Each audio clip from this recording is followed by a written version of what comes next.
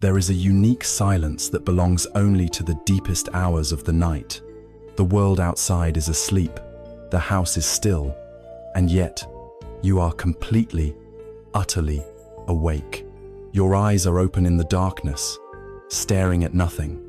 The room is quiet, but your mind is a roaring storm. The clock on the wall, or perhaps on the phone you dare not look at, ticks past 3 in the morning. This is the hour of the ghosts, not the ghosts of old stories, but the ghosts of yesterday's regrets and tomorrow's anxieties.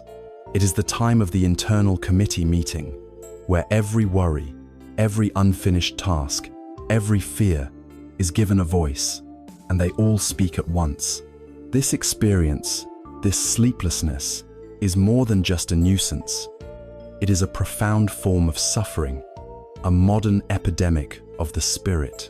We see it as a failure of the body, a glitch in our biology, but perhaps it is something more.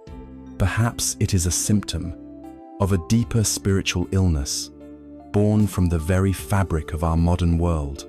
We are taught to strive, to achieve, to control, to optimize every waking moment for productivity. We have become so skilled at doing that we have forgotten the simple, sacred art of being.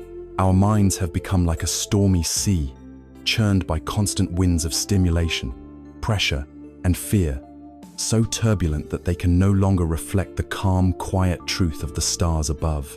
We have lost our connection to the stillness that is our birthright. But there is another way, an ancient path that does not offer a magic pill, but a gentle, steady practice. It does not promise to silence the mind with force, but rather to teach it how to find its own quiet harbor. This path comes from the wisdom of the Buddha, not as a religion to adopt, but as a timeless science of the mind, a practical guide to navigating the human condition. It proposes that the key to unlocking the door to peaceful sleep and to a peaceful life lies in rediscovering two forgotten arts: the art of faith, a profound trust, not in a deity, but in the very process of healing, and in the nature of reality itself, and the art of letting go, the graceful surrender of the struggle, the release of the burdens that keep our minds in chains. This is not a journey to a faraway land, but a journey inward, to the quiet center that already exists within you, waiting patiently beneath the storm. To truly begin this journey into the heart of a peaceful night, we must first have the courage to face the nature of the mind itself, especially when it is at its most raw, its most untamed. You have finished your day. You have brushed your teeth. You have turned off the lights and settled into bed. There is an expectation, a quiet hope for that gentle drift into unconsciousness, that sweet release. But instead, something else begins. It starts as a whisper, a single thought, perhaps about something you said today or something you must do tomorrow. And then another follows, and another, and soon the silence of your room is filled with a deafening internal noise. The mind, which was perhaps occupied and distracted all day, is now left alone with itself, and it begins to do what an untrained mind does. It begins to jump. In the ancient language of the Buddha, Pali, this state is called kapasita, which translates beautifully and precisely as monkey mind. This is one of the most important concepts to understand, not as a poetic flourish, but as an accurate description of a fundamental mechanism. It is the key to understanding why peace feels so elusive. The metaphor is perfect. Imagine not one monkey, but a whole troop of them inside a small temple. They are restless, agitated, and endlessly curious. One monkey, representing memory, suddenly leaps to a scene from your childhood, a moment of embarrassment, and you feel the heat rise in your cheeks as if it were happening right now. Before that feeling even settles, another monkey, the planner, swings to the future, chattering about an upcoming presentation, a difficult conversation, a financial worry, and your stomach tightens with a knot of anxiety. A third monkey, driven by sensory input, hears a faint creak in the house and immediately screeches a warning of a potential intruder, spiking your adrenaline. Another whines and complains about an itch on your foot, or the temperature of the room, or the very fact that you are still awake. They chase each other, they fight, they scream for attention, leaping from the branch of the past to the branch of the future, from a branch of sensation to a branch of pure fantasy, never resting for more than a single moment. This is the chaotic, internal reality for so many of us. When the external world finally goes quiet, it is crucial, absolutely essential, to understand that this is not a personal failure. You are not broken because your mind does this. You are not weak. You are simply human, experiencing the default state of a mind that has not been trained in the art of stillness. In our modern world, we are actively encouraged to cultivate this monkey mind. We reward multitasking. We demand constant connectivity. We celebrate the hustle, the endless stream of information. We have trained our minds to jump, and so we should not be surprised when they refuse to sit still, when we finally command them to rest. The night does not create this noise. It simply reveals what was already there, all day long, hidden beneath the noise of the world. This state of inner turmoil, this friction between our deep longing for peace and the mind's frantic activity, has a name in the Buddhist tradition. The name is dukkha. This word is often translated as suffering, but its meaning is far more subtle and profound. It is not necessarily agonizing pain, but a pervasive, underlying sense of unsatisfactoriness, of unease, of stress. It is the feeling of a wheel that is slightly off its axle, creating a constant, grating vibration with every turn. Lying in bed, tense and agitated, feeling your heart beat just a little too fast, watching the minutes turn into hours. This is a direct, intimate experience of dukkha. It is the friction, the resistance, the feeling that things are not as they should be. And our immediate reaction to this feeling of dukkha, our monkey mind reaction, is to fight it. We declare war on our own minds. I have to stop thinking about this, we command. Just clear your mind. Think of nothing. This is like shouting at a storm to be quiet. It is not only ineffective, it is counterproductive. The act of fighting a thought gives it energy. The effort to suppress a feeling only makes it stronger. Imagine you are standing in a pool of water and you notice small ripples on the surface. Annoyed by the disturbance, you try to flatten the ripples by slapping your hand down on them. What happens? You create a bigger splash, more chaos, more ripples than ever before. This is precisely what we do in bed. The initial thought is a small ripple. Our violent reaction to it, I shouldn't be thinking this, is the big splash. We add a second layer of suffering, a second arrow, as the Buddha called it. The first arrow is the initial thought or feeling, the unavoidable reality of the moment. The second arrow is our judgment, our resistance, our story about the first arrow. This is terrible. I'll never get to sleep.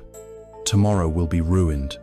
It is this second arrow, which we shoot into ourselves, that causes the real agony. This internal battle is born from a fundamental misunderstanding. We believe the mind is a servant that must be forced into submission. The wisdom of this path teaches us that the mind is more like a wild creature that cannot be tamed with a whip, but only with patience, understanding, and gentle kindness. To force it is to invite rebellion. To understand it is to invite cooperation. There is a wonderful and profound story from the East that illustrates this perfectly. It is the story of Sunday Wukong, the Monkey King. He was born from a stone, possessed of immense power, intelligence, and an ego to match. He could transform into 72 different forms. His eyes could see for 1,000 miles, and, with a single somersault, he could leap across half the world. He was the ultimate embodiment of the restless, powerful, arrogant mind. Believing no one in heaven or earth was his equal, he caused chaos and demanded recognition. Finally, he was brought before the Buddha himself. The Monkey King boasted that he was so powerful, he could easily escape from the Buddha's reach. The Buddha made a wager. If the Monkey King could leap out of the palm of the Buddha's right hand, he would be granted the throne of the Jade Emperor. But if he failed, he would have to submit to the Buddha's guidance. Confident in his power, the Monkey King scoffed. He took a mighty leap. He flew through the clouds, past stars and galaxies, for what felt like an eternity. Finally, he landed in a desolate, grey place, at what he believed was the very edge of the universe. Before him stood 5 colossal pillars, grey and bare, holding up the sky. To prove he had been there, he swaggered up to the middle pillar and wrote his name. The great sage, equal to heaven, was here. Then, just to be sure, he urinated at the base of the pillar. Satisfied, he took another mighty leap and landed, triumphant, back in the palm of the Buddha's hand. "I have returned," he declared. "I went to the end of the universe and back. Now, give me the throne." The Buddha looked at him with compassion. "But you never left my hand," he said softly. He pointed, and to the Monkey King's utter astonishment, there at the base of the Buddha's middle finger was his own arrogant signature. The foul smell at the base of the finger confirmed the final insult. The 5 pillars at the edge of the universe were simply the Buddha's fingers. The lesson is staggering in its depth. The mind, in all its power, in all its frantic energy, in its belief that it is traveling to the farthest reaches of past regrets and future anxieties, never, ever leaves the vast, open, and accepting space of awareness. The struggle to escape, the fight for control, the arrogant belief that we can conquer our own thoughts through force is as futile as the Monkey King's leap. We are trying to escape the very ground on which we stand. So, if we cannot fight and we cannot flee, what is left for us to do? The answer is the beginning of all true inner work. It is the first step on this path to peace. We learn to do something radical, something completely counterintuitive to our modern conditioning. We learn to watch. We stop being the Monkey King and we become the Buddha, observing the antics with a calm, steady, and compassionate gaze.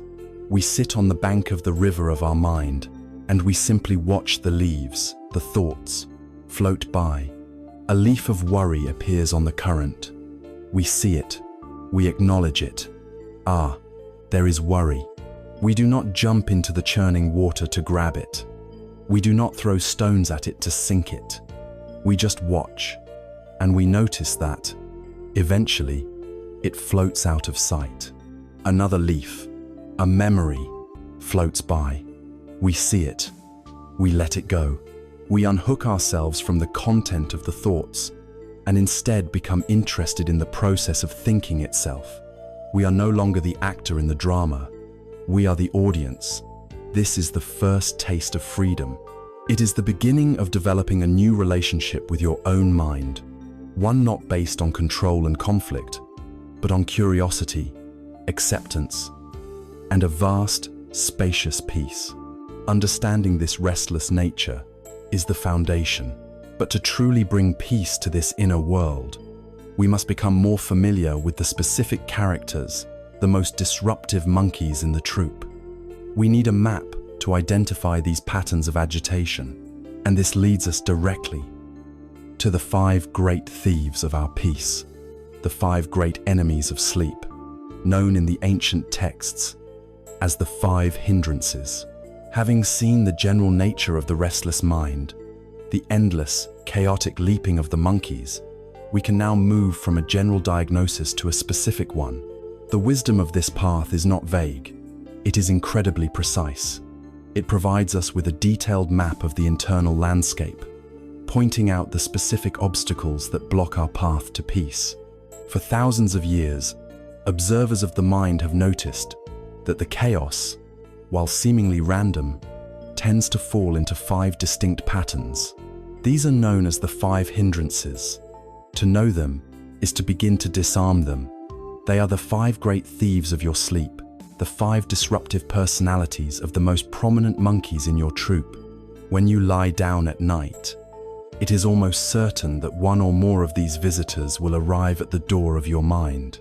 By learning to recognize their faces, you can choose not to invite them in for a long and restless conversation. The first hindrance is sensory desire. In Pali, Kammakanda. This is the mind's outward pull. Its constant search for a pleasant experience through any of the 5 senses, or through thought itself. When you are lying in bed, this hindrance manifests as a fantasy, a memory, or a longing. Your mind might drift to the taste of a delicious dessert you once had, and you can almost feel it on your tongue. It might create an elaborate daydream of a future vacation, feeling the sun on your skin and the sand between your toes. It might replay a moment of praise you received, savoring the pleasant feeling it produced. This hindrance is a form of escapism. It finds the present moment, the simple neutral reality of lying in the dark, to be lacking, to be boring, and so it seeks stimulation elsewhere. It is a subtle hunger. The mind is chasing pleasant ghosts. The problem is that this chase is an active, energetic process. It requires mental effort, it generates excitement, and it pulls you further and further away from the quiet, restful state needed for sleep. Even the desire for sleep itself can become a form of this hindrance. We crave the feeling of letting go, the pleasure of drifting off, and this very craving, this grasping for a pleasant future state, is precisely what keeps us pinned to the alert and wanting state of the present. It is a beautiful, colored dye poured into the water of the mind, making it captivating, but utterly opaque. The second hindrance is ill will. In Pali, Vyapada. This is the opposite of the first hindrance. While sensory desire pulls us toward what is pleasant, ill will violently pushes away what is unpleasant. It is a state of aversion, hostility, and bitterness. It can be as hot and explosive as rage, or as cold and sharp as resentment. When you are trying to sleep, this hindrance is a fire that consumes your peace. It often manifests as replaying an argument from the day, but this time, you say all the clever things you wish you had said.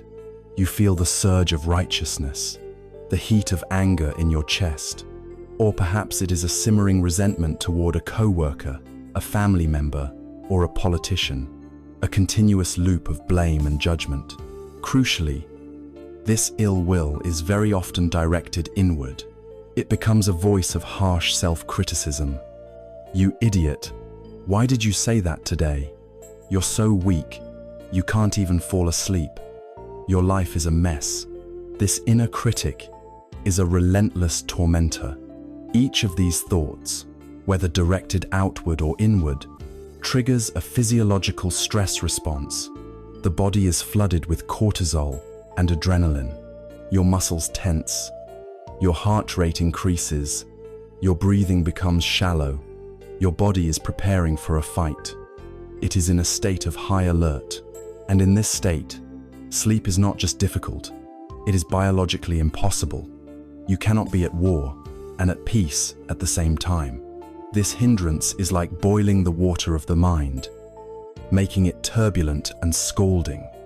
destroying any possibility of a clear reflection. The third hindrance is sloth and torpor. In Pali, thina middha. This is a very subtle and often misunderstood obstacle. It is not the same as peaceful relaxation or healthy tiredness. It is a state of heaviness, dullness, and mental fogginess. Sloth is the laziness of the mind, a lack of energy to make any effort. Torpor is the drowsiness of the body, a physical lethargy. Together, they create a murky, swamp-like state. You may feel overwhelmingly tired. Your eyelids may feel like lead weights, yet your mind does not have the clarity to fully let go into sleep. It is like wading through thick mud. You want to practice mindfulness, to focus on your breath, but the mind feels too sluggish, too thick, too unworkable. It resists any attempt at clear awareness. This state is a kind of trap. It feels close to sleep, but it is not restorative. It's a heavy, unperceptive state that can persist for hours, leaving you feeling drained and unrefreshed in the morning. It is a kind of hibernation of the spirit, a withdrawal from awareness. This hindrance is like the water of the mind being overgrown with a thick layer of slimy algae and weeds. No light can penetrate it, and no clear reflection is possible. The fourth hindrance is restlessness and worry. In Pali, udaka kukucha. This is perhaps the most common visitor for the modern, sleepless mind. It has two distinct parts. Restlessness is the monkey mind in its most classic form. It is the inability to be still. The mind bounces from one thought to another without rhyme or reason. The body might feel fidgety, with an urge to toss and turn, to adjust the pillow for the 100th time. It's like having too much caffeine.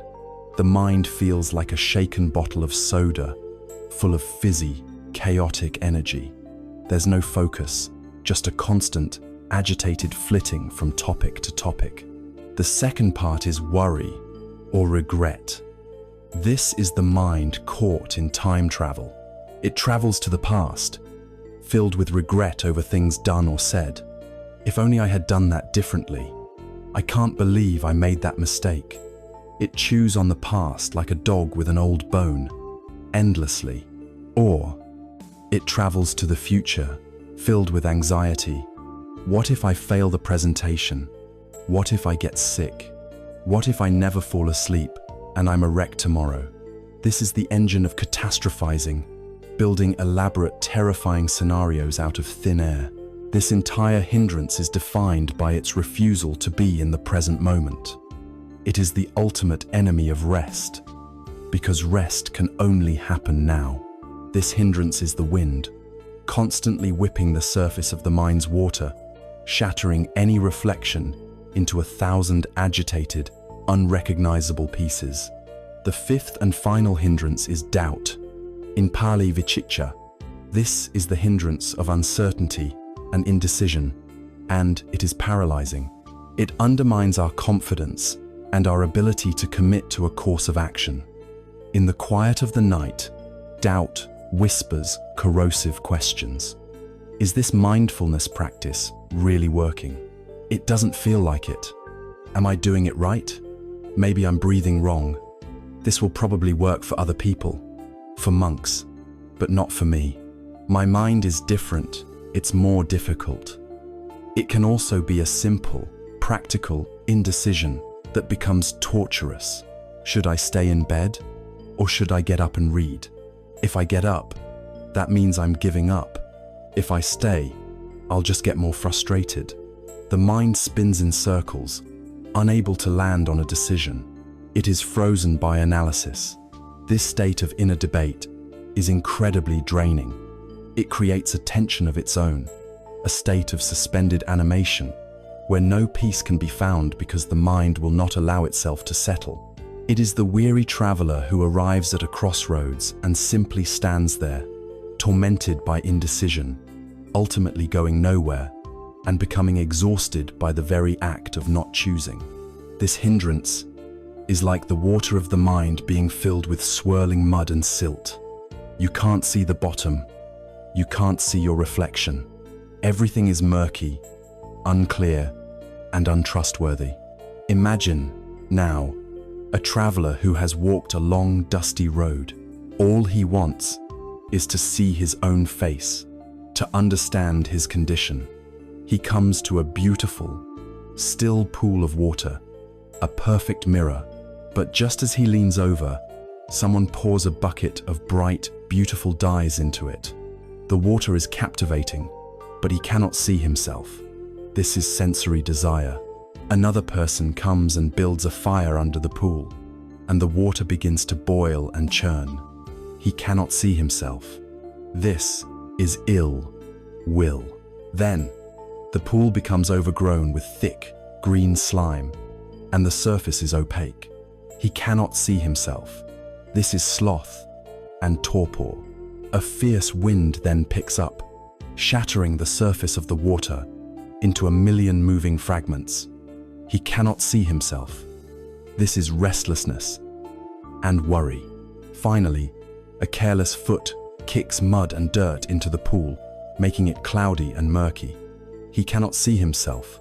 This is doubt. These 5 hindrances are the reasons the mind cannot find its own reflection, its own inherent stillness. They are the active agents of our sleeplessness. For our water to become clear, we do not need to add anything to it. We simply need to stop disturbing it.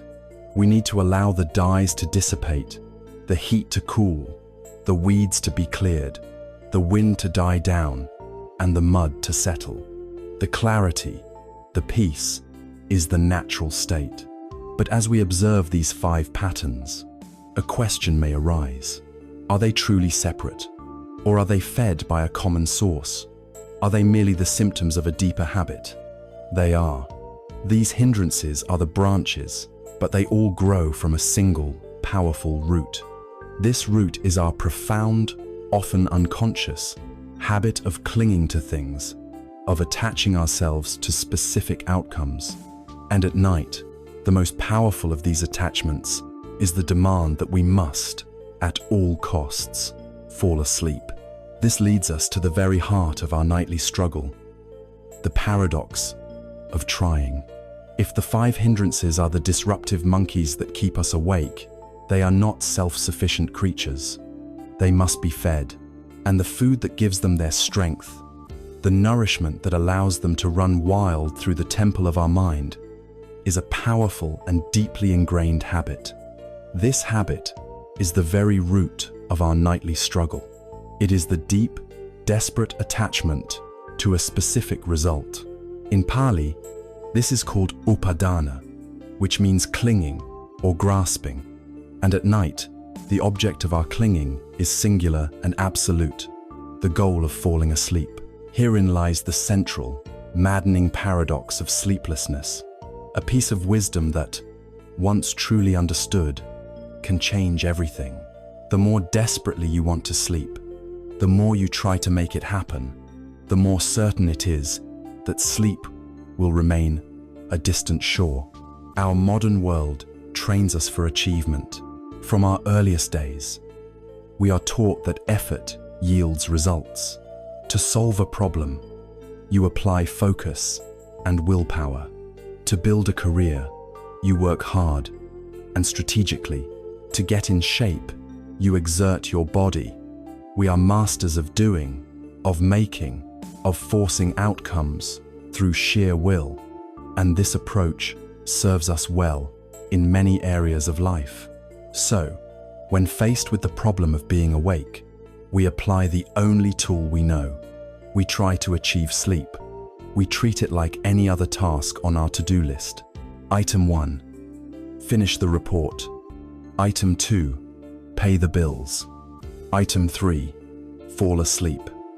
We deploy our will as a weapon. We concentrate.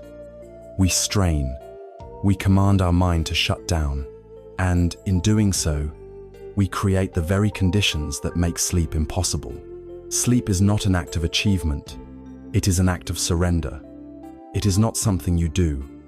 It is something that happens to you when you stop doing everything else. It is a process of undoing, of letting go, of releasing the reins of control. Think of a tightly clenched fist. To open it, you do not need to apply another force. You simply need to let go of the tension that is keeping it closed. Sleep is the open hand.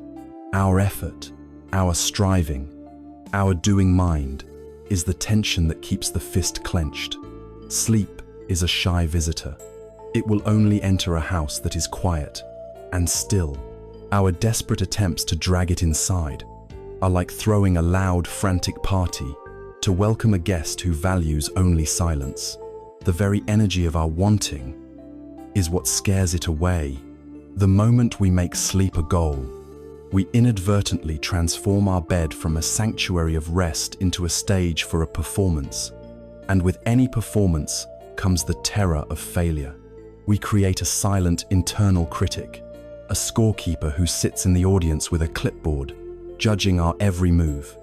It's been 15 minutes, the scorekeeper notes. You're still awake. Your breathing is too shallow. You're thinking again. You're failing. You feel a twinge of anxiety. You check the clock, an act that is like giving the scorekeeper a megaphone. 3:30 a.m. See? The voice says, now louder. You've failed for another hour. Tomorrow is going to be a disaster. You'll be tired. You'll be useless. This is all your fault. This is performance anxiety in its purest form. And the cruel irony is that the biochemical signature of performance anxiety, the adrenaline, the cortisol, the racing hearties, the polar opposite of the biochemical state required for sleep. By trying to force the performance, we are injecting ourselves with the very poison that guarantees the show will be a failure. We become the authors of our own suffering, caught in a self-perpetuating loop of effort and anxiety. This is why it is so critical to distinguish between two profoundly different states of mind: intention and demand. A demand is a clenched fist. It is rigid, controlling, and binary. I must fall asleep now. This statement sets up an immediate conflict. There is no room for grace, no room for the natural unfolding of things. There is only success or failure. And the longer you remain awake, the more you feel the sting of that failure. An intention, on the other hand, is an open hand. It is gentle, accepting, and spacious. The intention is not "I must sleep," but rather, my intention is to allow my body to rest. My intention is to be with my breath. My intention is to create the conditions for peace, whatever may come. With an intention, there is no failure. If you are awake, you are simply given another moment to practice resting. If you are thinking, you are given another moment to practice returning to the breath.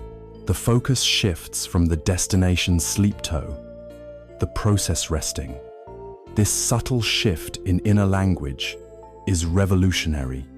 It takes the pressure off. It fires the scorekeeper. It allows the bed to become a sanctuary once more, a place for practice and allowing, not for struggle and achievement. There is a simple, ancient story that captures this truth perfectly. A man, thirsty, kneels by a cool, clear stream. He wants to hold the water, to possess its coolness. He cups his hands and scoops up a generous amount. For a moment, it rests there, a perfect, shimmering pool in his open palms. But a fear arises, a fear of losing it. He wants to secure it, to make sure it doesn't escape. And so, he does what seems logical. He clenches his hands into tight fists, squeezing the water to keep it safe. But in the very moment of his grasping, in the act of applying pressure and control, the water trickles and streams through the cracks between his fingers. The harder he squeezes, the faster it escapes, until all he is left with is a pair of damp, empty, and tightly clenched hands. We do this with sleep. Sleep, like the water, can only be held in an open, receptive, and trusting palm.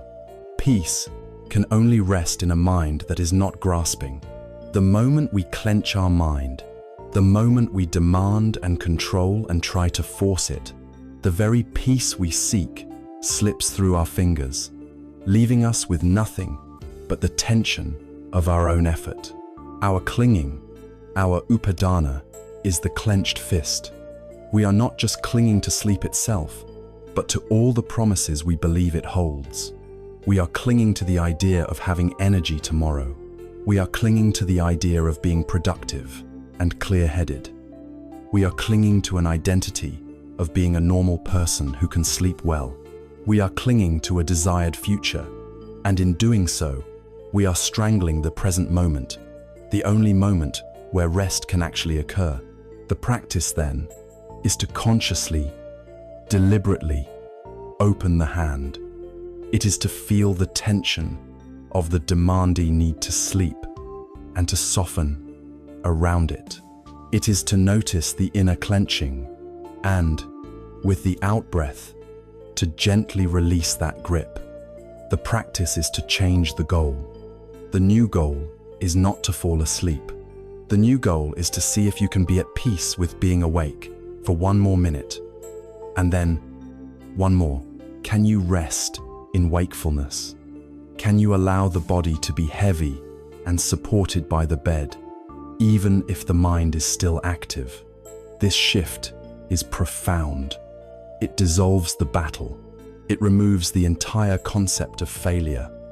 You are no longer trying to achieve anything.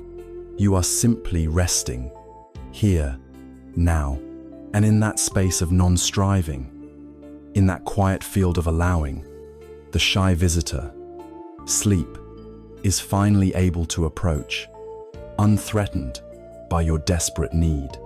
But this begs a deeper question. Why are we so conditioned to clench our fists? Why is our default mode to grasp, to manage, to control? This powerful habit of clinging, this desperate need to make reality conform to our desires, is not just a nighttime problem. It is the reflection of a much larger, more fundamental belief we hold about ourselves and the world. It is the belief that we are the masters of our own universe, the puppeteers of our lives, an idea that is both intoxicating and, ultimately, a complete illusion. The clenched fist of attachment, that desperate grasping for sleep which we explored, does not arise from a vacuum. It is a symptom of a much larger, more pervasive worldview, a kind of unspoken religion in our modern society. At its altar, we worship a powerful and demanding God, and that God's name is control. We have become a culture obsessed with management, optimization, and predictability. We carry devices in our pockets that give us an unprecedented sense of command over our environment. We have applications to track our finances, our fitness, our social connections, and our productivity. We are taught to set 5-year plans, to strategize our careers, to manage our time in neat, color-coded blocks. We have been conditioned to believe that life is a complex machine, and if we are smart enough, disciplined enough, and have the right tools, we can operate it perfectly. We see ourselves as the chief executive officer of our own existence, sitting in a control room, pulling levers and pushing buttons to ensure everything runs according to plan. And for a while, this illusion is comforting. It gives us a sense of agency and power. But then, night comes, and we are confronted with a profound and humbling truth. The most important territories of our lives lie completely outside the jurisdiction of that CEO. Your mind and your body are not a corporation to be managed. They are a force of nature. They are more like a wild garden or the weather than they are like a computer. You can create the right conditions for a plant to grow. You can provide soil, water, and sunlight. But you cannot command the seed to sprout. You cannot stand over it and, through sheer willpower, order it to become a flower. The growth happens according to its own mysterious, internal timing. Likewise, you cannot order the clouds not to rain or command the sun to shine. You can only observe the conditions and respond wisely. Sleep, perhaps more than any other human function, belongs to this realm of wild nature. It operates according to its own deep, ancient rhythms, far beyond the reach of our conscious will. The attempt to apply the logic of the boardroom to the mystery of the bedroom is the very source of our conflict. We issue commands, sleep now, to a part of ourselves that does not understand or respond to commands. We try to micromanage a process that can only unfold when it is left alone. We try to tame a wild creature with a spreadsheet and a schedule, and then we are endlessly frustrated when it refuses to be domesticated. In this way, a sleepless night is a profound spiritual teaching disguised as a problem. It is a lesson in humility. It is the universe holding up a mirror and gently, or sometimes brutally, showing us the limits of our power.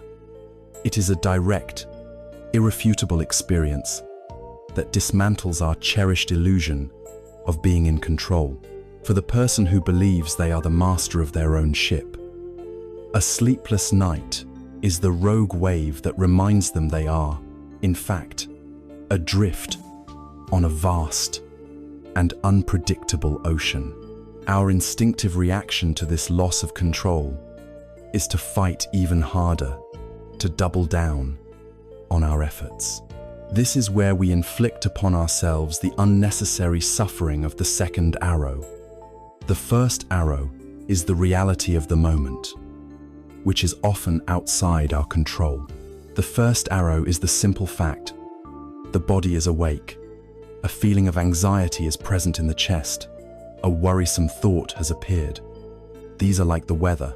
They are impersonal phenomena arising in our awareness. The second arrow is our reaction to this reality. It is the arrow of judgment and resistance that we shoot into ourselves. This is wrong. The body should be asleep. I shouldn't be feeling anxious. I need to get rid of this feeling. I must not think this thought. What's wrong with me? It is this second arrow, this violent refusal to accept the reality of the first arrow, that causes almost all of our mental torment. The initial wakefulness is merely a condition. The frantic, desperate struggle against it is the true suffering.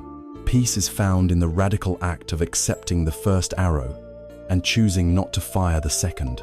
It is the simple, yet profound, shift in inner posture from "this shouldn't be happening" to "this is what is happening right now."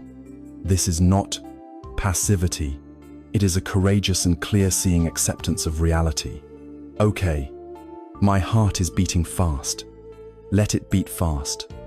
A wave of worry is washing over me. Let it wash over me. Sleep is not here right now. I will rest in wakefulness instead.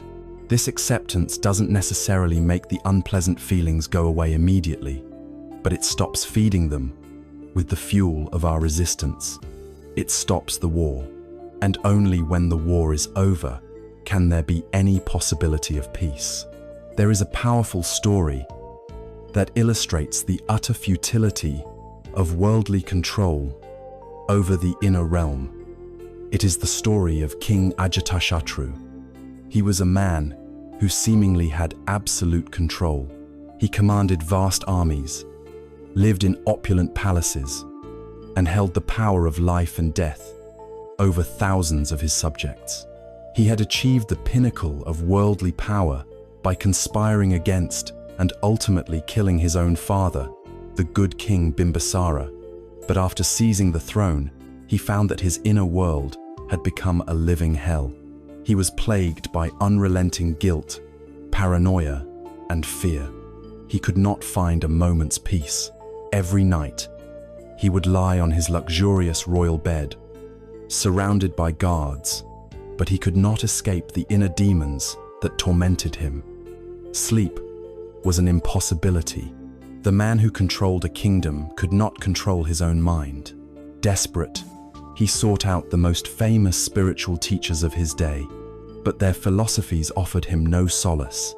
Finally, humbled and broken, he went under the cover of darkness to visit the Buddha. He confessed his terrible deeds and his profound suffering, his inability to find rest. The Buddha did not offer him a magic solution or a platitude. He simply taught Ajatasattu the Dharma, the truth of cause and effect, of mindfulness, and of the path to purifying the mind. The king's journey to peace did not begin with a new act of control, but with an act of profound surrender, the surrender of his pride, the confession of his wrongdoing, and the humble acceptance of a teaching that showed him the true nature of his own mind. His story is a timeless reminder that you can control all the external factors in the world, but if you have not made peace with the nature of your own consciousness, you will be a prisoner in your own skull. It is so important to understand that this kind of acceptance is not the same as apathetic resignation. It does not mean giving up. It does not mean you should stop trying to improve your life or cease taking actions that are healthy and wise.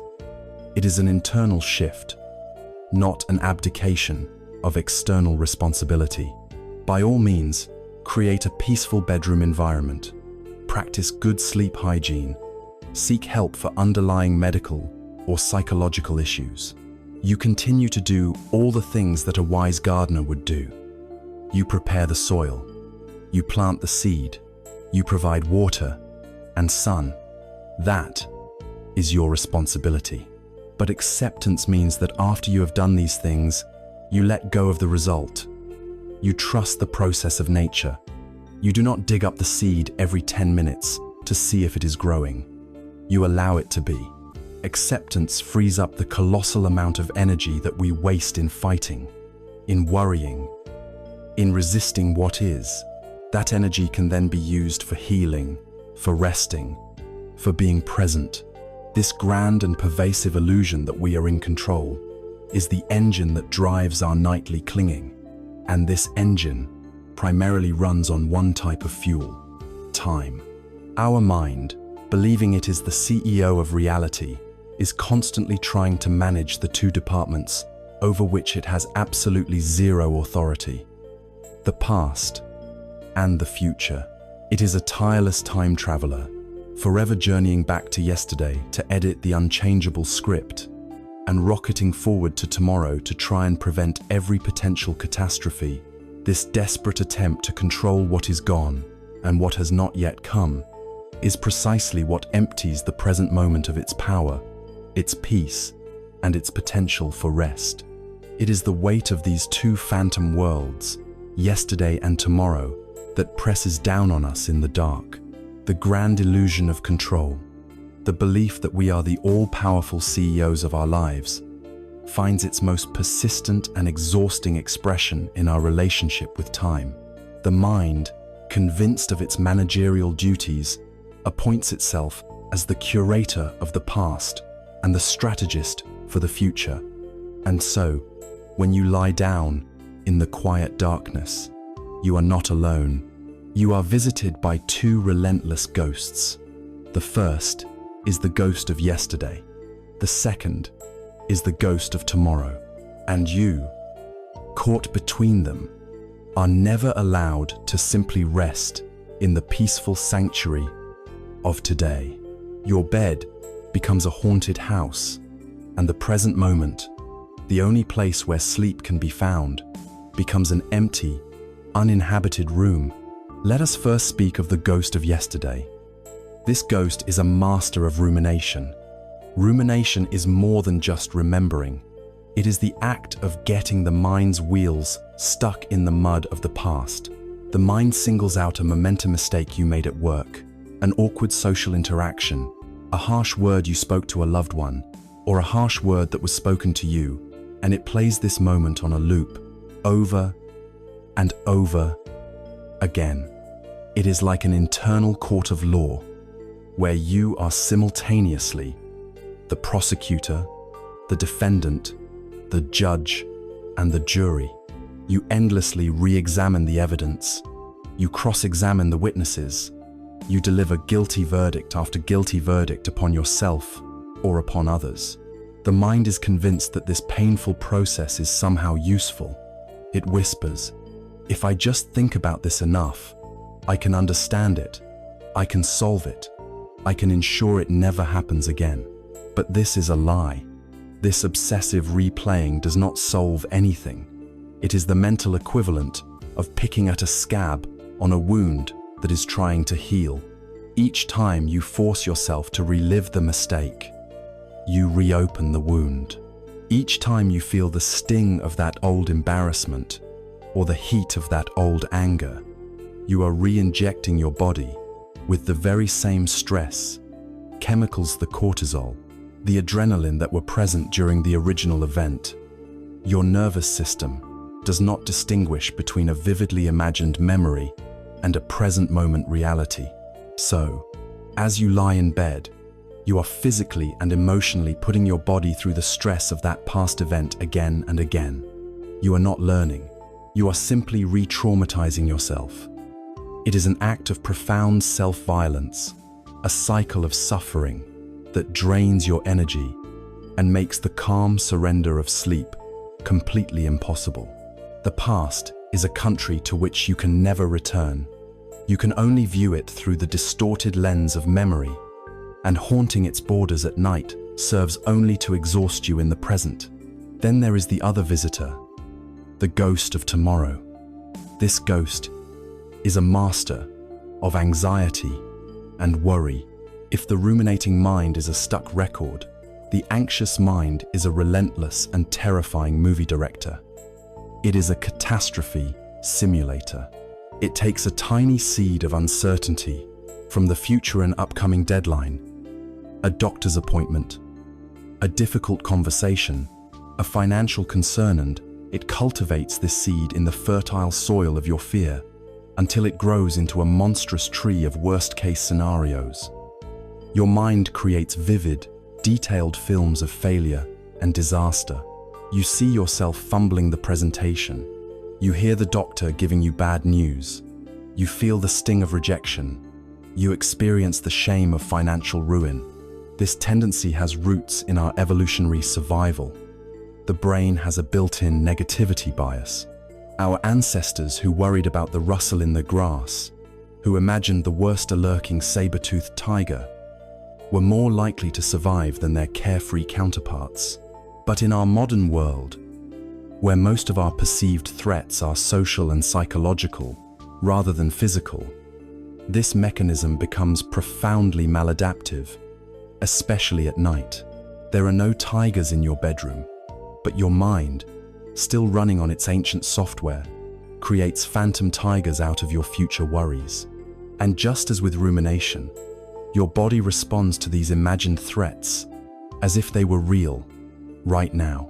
As you worry about a future conflict, your muscles tense for battle now.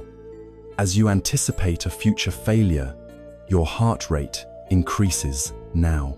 You are paying a high price in the currency of your present moment peace for a future that has not happened, and very likely never will happen in the way you imagine.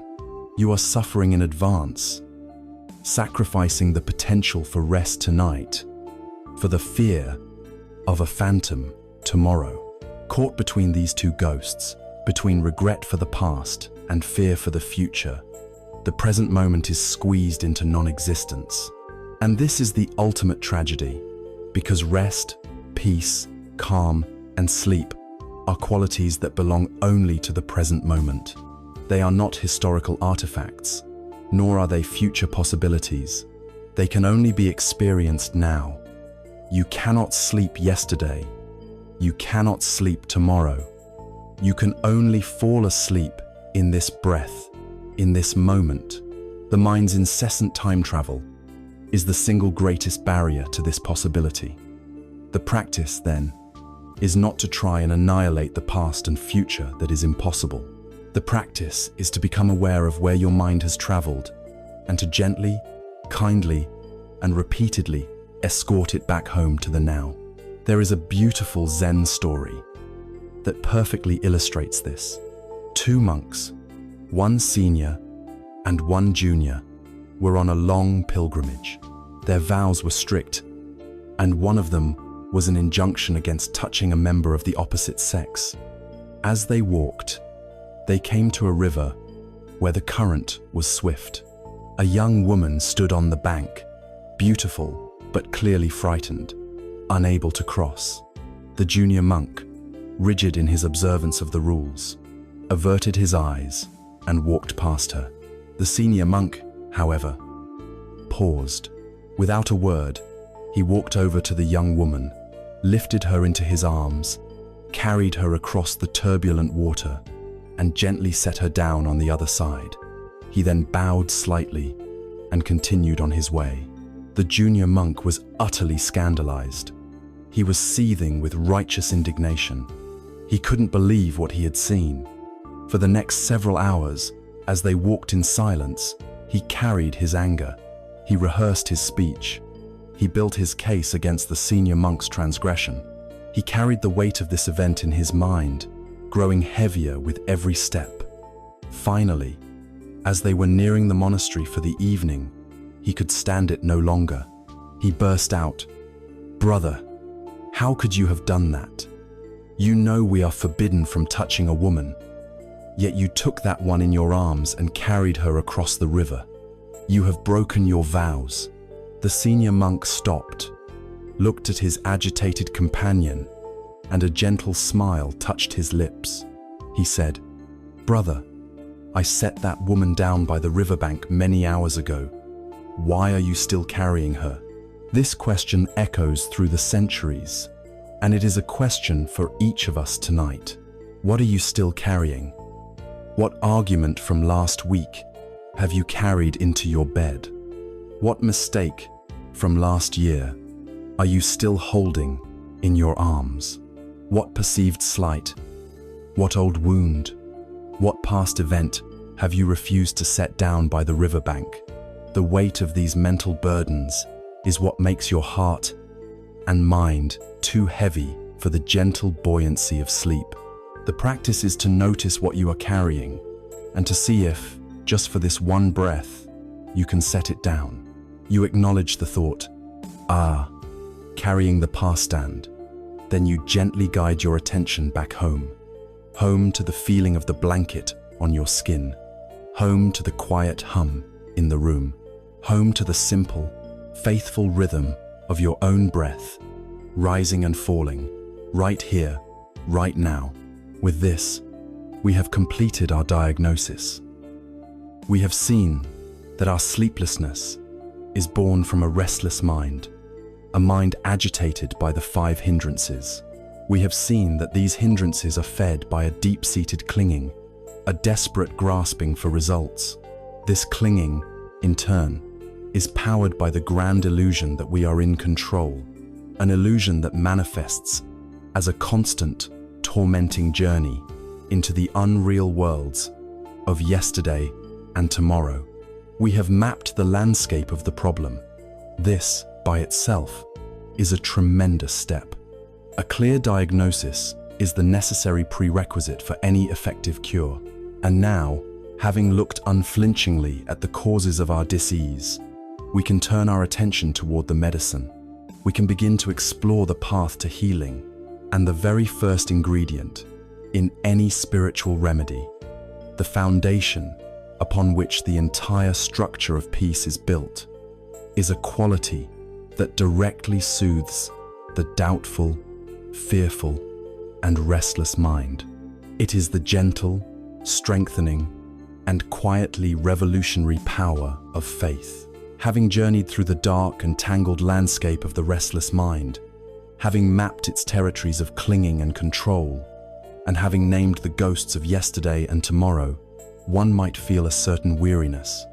To see the scale of the problem so clearly can, at first, feel disheartening. We have laid bare the anatomy of our own suffering, but in any great healing journey, A precise diagnosis is not a cause for despair. It is the essential and hopeful first step toward a cure. Now, with this clarity, we can begin to turn our attention away from the illness and toward the medicine. And the very first ingredient in this ancient prescription, the foundational element upon which all other practices are built, is a quality that may, for some, be difficult. It is the quality of faith. It is important that we pause here and approach this word with great care. For many in our modern, skeptical world, the word faith is a barrier. It conjures images of blind belief, of surrendering reason, of accepting dogma without question. It can feel like a demand to believe in something unbelievable, an abdication of our critical intelligence. If this is your reaction, it is completely understandable, but it is crucial to know that faith, in the context of this ancient path, means something profoundly different. The Pali word used by the Buddha is Saddhā, and a more accurate and helpful translation would be verified confidence, or a trust born from experience. It is not a blind leap into the dark, but a courageous and intelligent willingness to test a hypothesis. It is the trust that a path is worth walking in order to see for yourself where it leads. Think of it this way. If you are ill and you go to a skilled and reputable physician, she may prescribe a certain medicine. You likely do not understand the complex pharmacology of how the medicine works on a cellular level. You are not asked to have blind faith that this pill is a magical charm. Rather, you are asked to have enough provisional trust, enough saddha, in the physician's expertise and the diagnostic process to actually take the medicine as prescribed. You place your confidence in the method long enough to conduct the experiment on yourself. The real proof does not come from the doctor's assurances, but from your own direct experience of feeling better. Your initial trust becomes a verified, unshakable confidence because you have gathered your own evidence. Saddhā is precisely this. It is the willingness to try the prescription for the suffering of the mind and to patiently observe the results in the laboratory of your own consciousness. This spirit of empirical investigation, of seeing for oneself, is at the very heart of the Buddha's teaching. He was not interested in gathering believers. He was interested in creating knowers.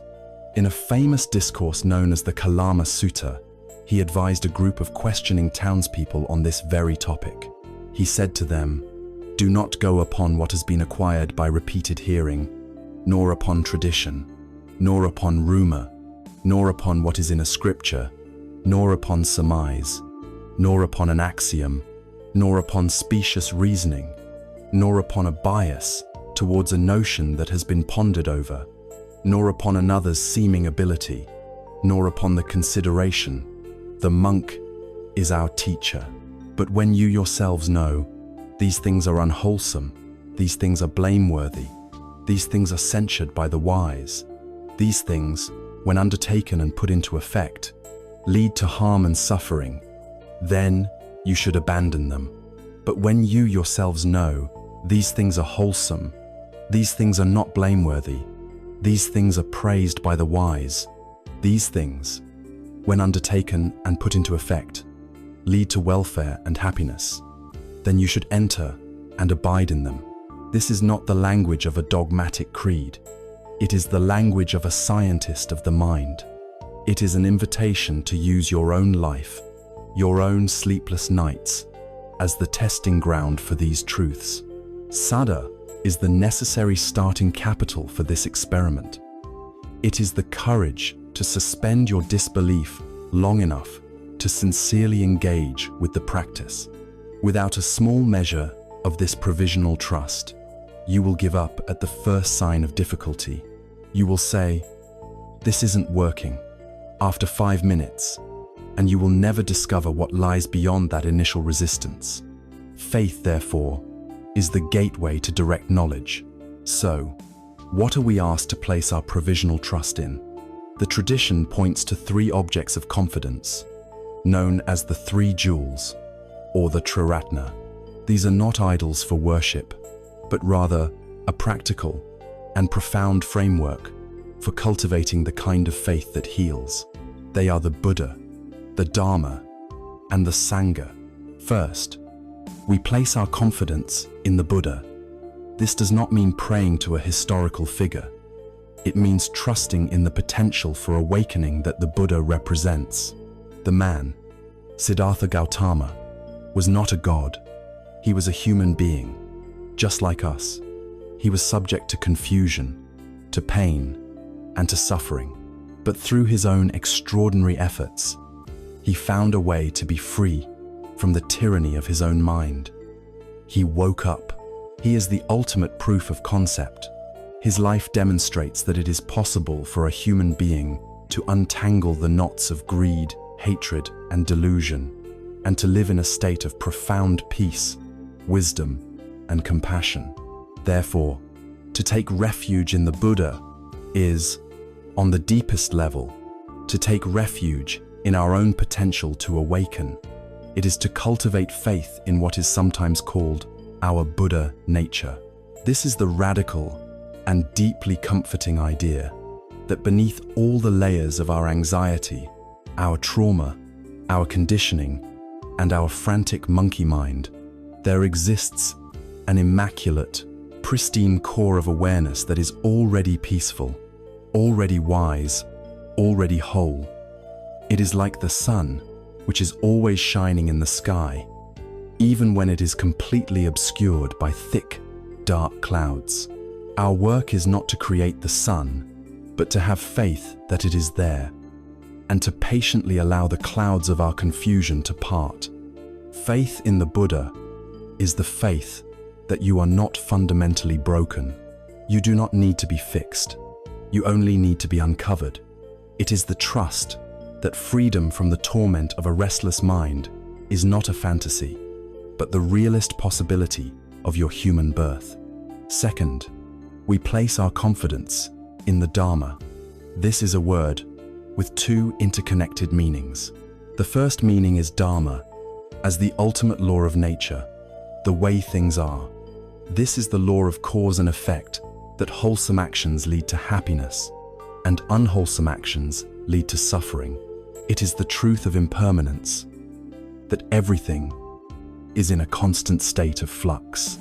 It is the Four Noble Truths, the reality of our inner friction and unease, its cause in our clinging, the possibility of its cessation, and the path to that freedom. To have faith in this Dharma is to trust what you can already begin to observe in your own life. You can see that when you grasp, you suffer. You can see that when you let go, you feel relief. You can see that a moment of anger and a moment of kindness produce vastly different results in your body and mind. It is a trust in reality itself. The second meaning is Dharma as the path, the collection of teachings and practices the Buddha articulated to help us align ourselves with this natural law. This is the Noble Eightfold Path, the practices of mindfulness, ethics, and wisdom. In this sense, the Dharma is the physician's prescription. It is the map left behind by the first explorer. To have faith in this Dharma is to trust that the map is accurate, that the instructions are clear, and that the methods, when practiced diligently, are effective. It is trusting that mindfulness of the breath is not just a random suggestion, but a time-tested technique for calming the nervous system and steadying the mind. It is trusting that cultivating loving kindness is a genuine antidote to the poison of ill will.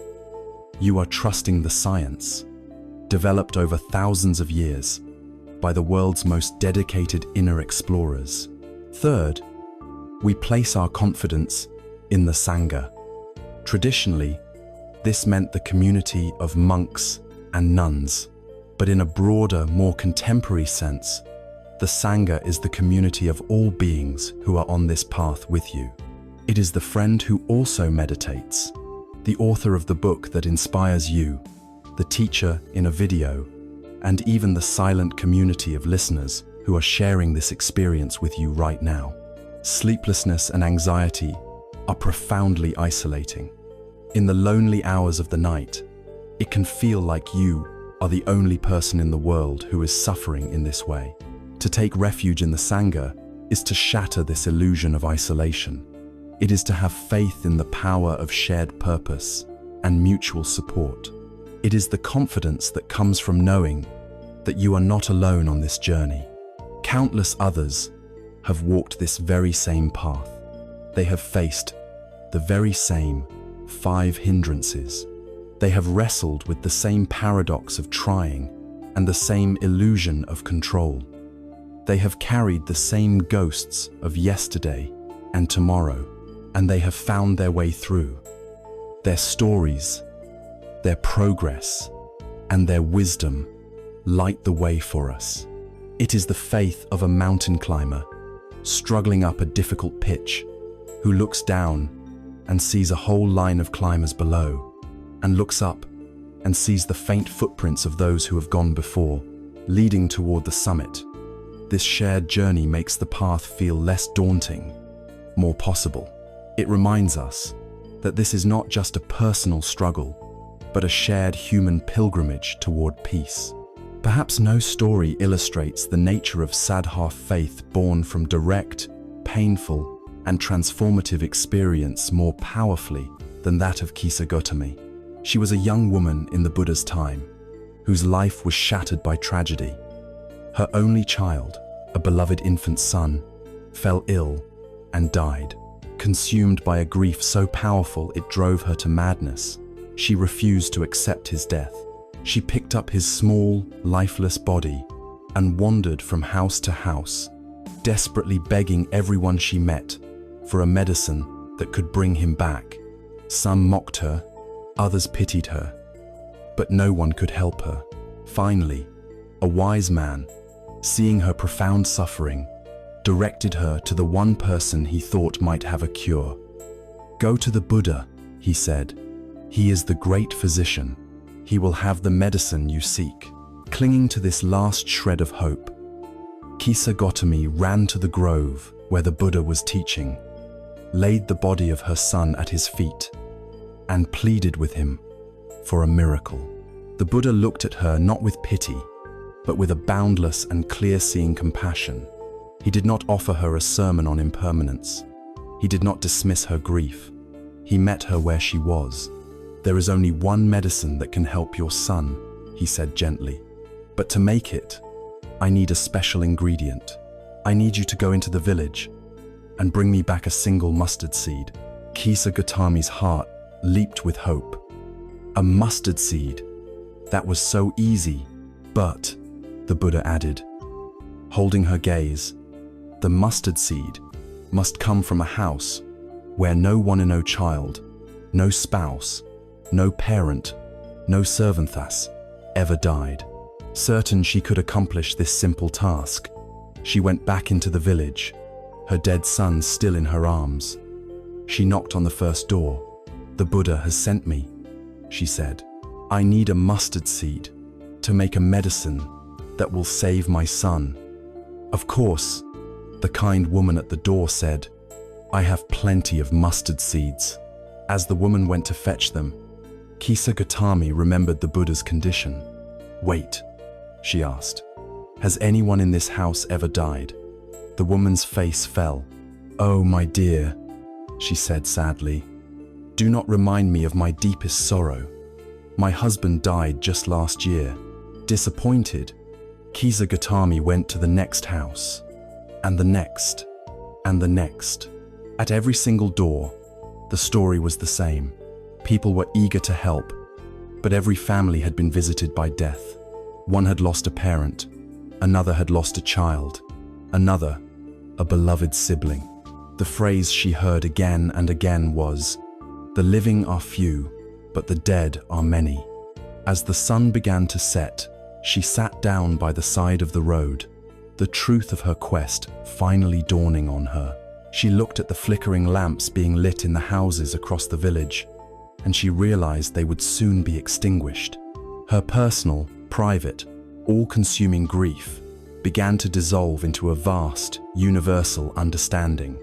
Her suffering was not unique. Loss was not a punishment inflicted only upon her. It was the fundamental, inescapable law of existence for all beings. In that moment of profound insight, her clinging to her son's life was released. She gently took his body to the charnel ground and returned to the Buddha, empty-handed, but with a heart full of sober, hard-won wisdom. "Sister," the Buddha asked, "did you bring the mustard seed?" "The task is done, my lord," she replied. "The selfish grief in my heart has been overcome." Her faith was no longer the desperate hope for a miracle. It had been forged into an unshakable confidence in the Dharma, in the truth of the way things are. It was a faith born not from hearing a teaching, but from walking the path of investigation herself. This is Saddhā. It is the antidote to the paralyzing hindrance of doubt. When the mind whispers, "This is pointless, this will never work for me," Saddhā is the quiet, steadying voice that replies, "Others have walked this path. The map is said to be reliable. The destination is freedom. I will take one more step and see for myself." It is the courage to begin the experiment. And so, we begin. But these concepts of Buddha, Dharma, and Sangha can still feel vast and abstract as we lie in our beds. To make this practice real, to bring faith from a grand philosophy into a lived, felt experience, we must start with an object of confidence that is immediate, tangible, and utterly trustworthy. We must start with something that is with us from the moment of our birth to the moment of our death, a constant companion that asks nothing of us but our attention. We begin our practice of faith by learning to trust the simple, humble, and profound rhythm of our own breath. Having established that faith, or Saddhā, is a profound and intelligent trust, an essential medicine for the doubtful mind, we must now ask a practical question. Where do we begin? Where, in the midst of our nightly turmoil, can we find a worthy and reliable object for this newfound confidence? The grand concepts of Buddha, Dharma, and Sangha can feel distant when we are alone in the dark, wrestling with our own thoughts. To make our practice real, we must bring it out of the sky and into the body. We need an anchor that is not philosophical, but physiological. We need a friend who is not outside of us, but is the very essence of our inner life. And so, our practice of faith begins with the most humble, intimate, and steadfast companion we will ever know. It begins with the breath. The breath is the ultimate object of faith for so many reasons. First, it is utterly reliable. It is always with you, from the first cry of your birth to the final exhalation of your death. It is a constant, rhythmic presence. You do not need to purchase it. You do not need to earn it. You do not need any special equipment to access it. In a world of fleeting possessions and changing circumstances, the breath is your one true constant. No matter how chaotic your mind becomes, no matter how lost you feel in the labyrinth of your worries, the breath is always there, waiting patiently for you to return. It is the faithful friend who never leaves your side. To place your trust in the breath is to place your trust in the very process of life itself, happening within you right now. Second, the breath is a master teacher of the present moment. In fact, it exists only in the present. You cannot breathe the breath you took an hour ago, nor can you breathe the breath you will take an hour from now.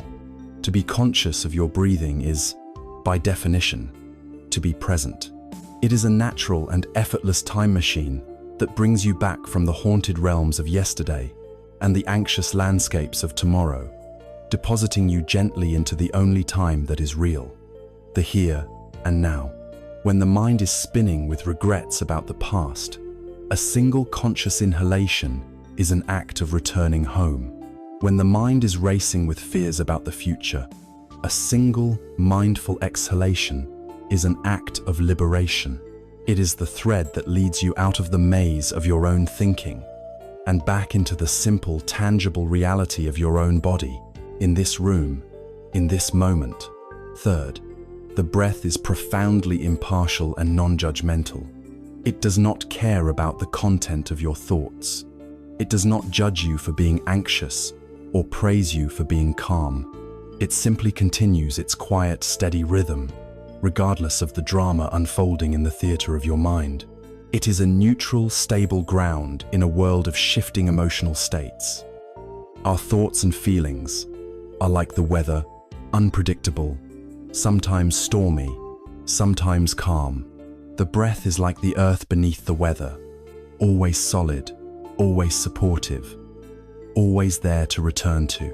When you feel overwhelmed by a wave of sadness or fear, you can place your attention on the breath, and in doing so, you are stepping out of the storm and onto this solid ground of simple, physical sensation. The practice of placing your faith in the breath is an exercise in radical trust and letting go.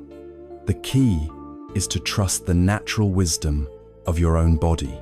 You are not being asked to control your breath, to force it into a particular rhythm, or to take dramatic, deep, yogic breaths. The instruction is far more simple and far more profound. It is to allow the breath to be exactly as it is. If it is shallow and rapid, you simply notice, the breath is shallow and rapid right now. If it is deep and slow, you notice that. You surrender your need to manage it. You become the curious observer, not the stressed out controller. You can begin by finding a place in your body where the sensation of the breath is most clear to you. For some, this is at the tip of the nostrils, feeling the slight coolness of the air as it enters and the subtle warmth as it leaves. For others, it is in the chest, feeling the gentle expansion and contraction.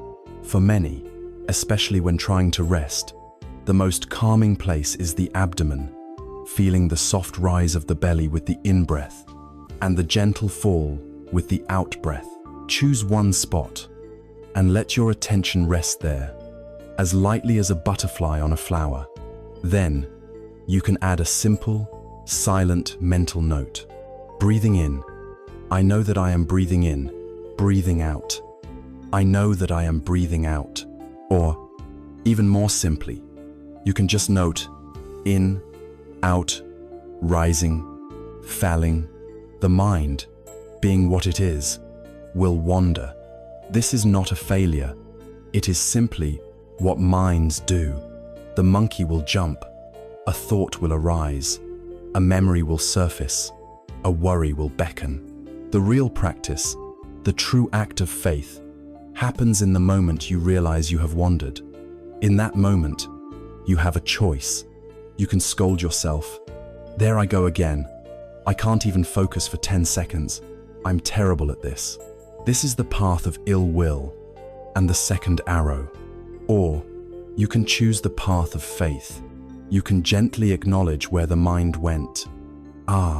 Thinking.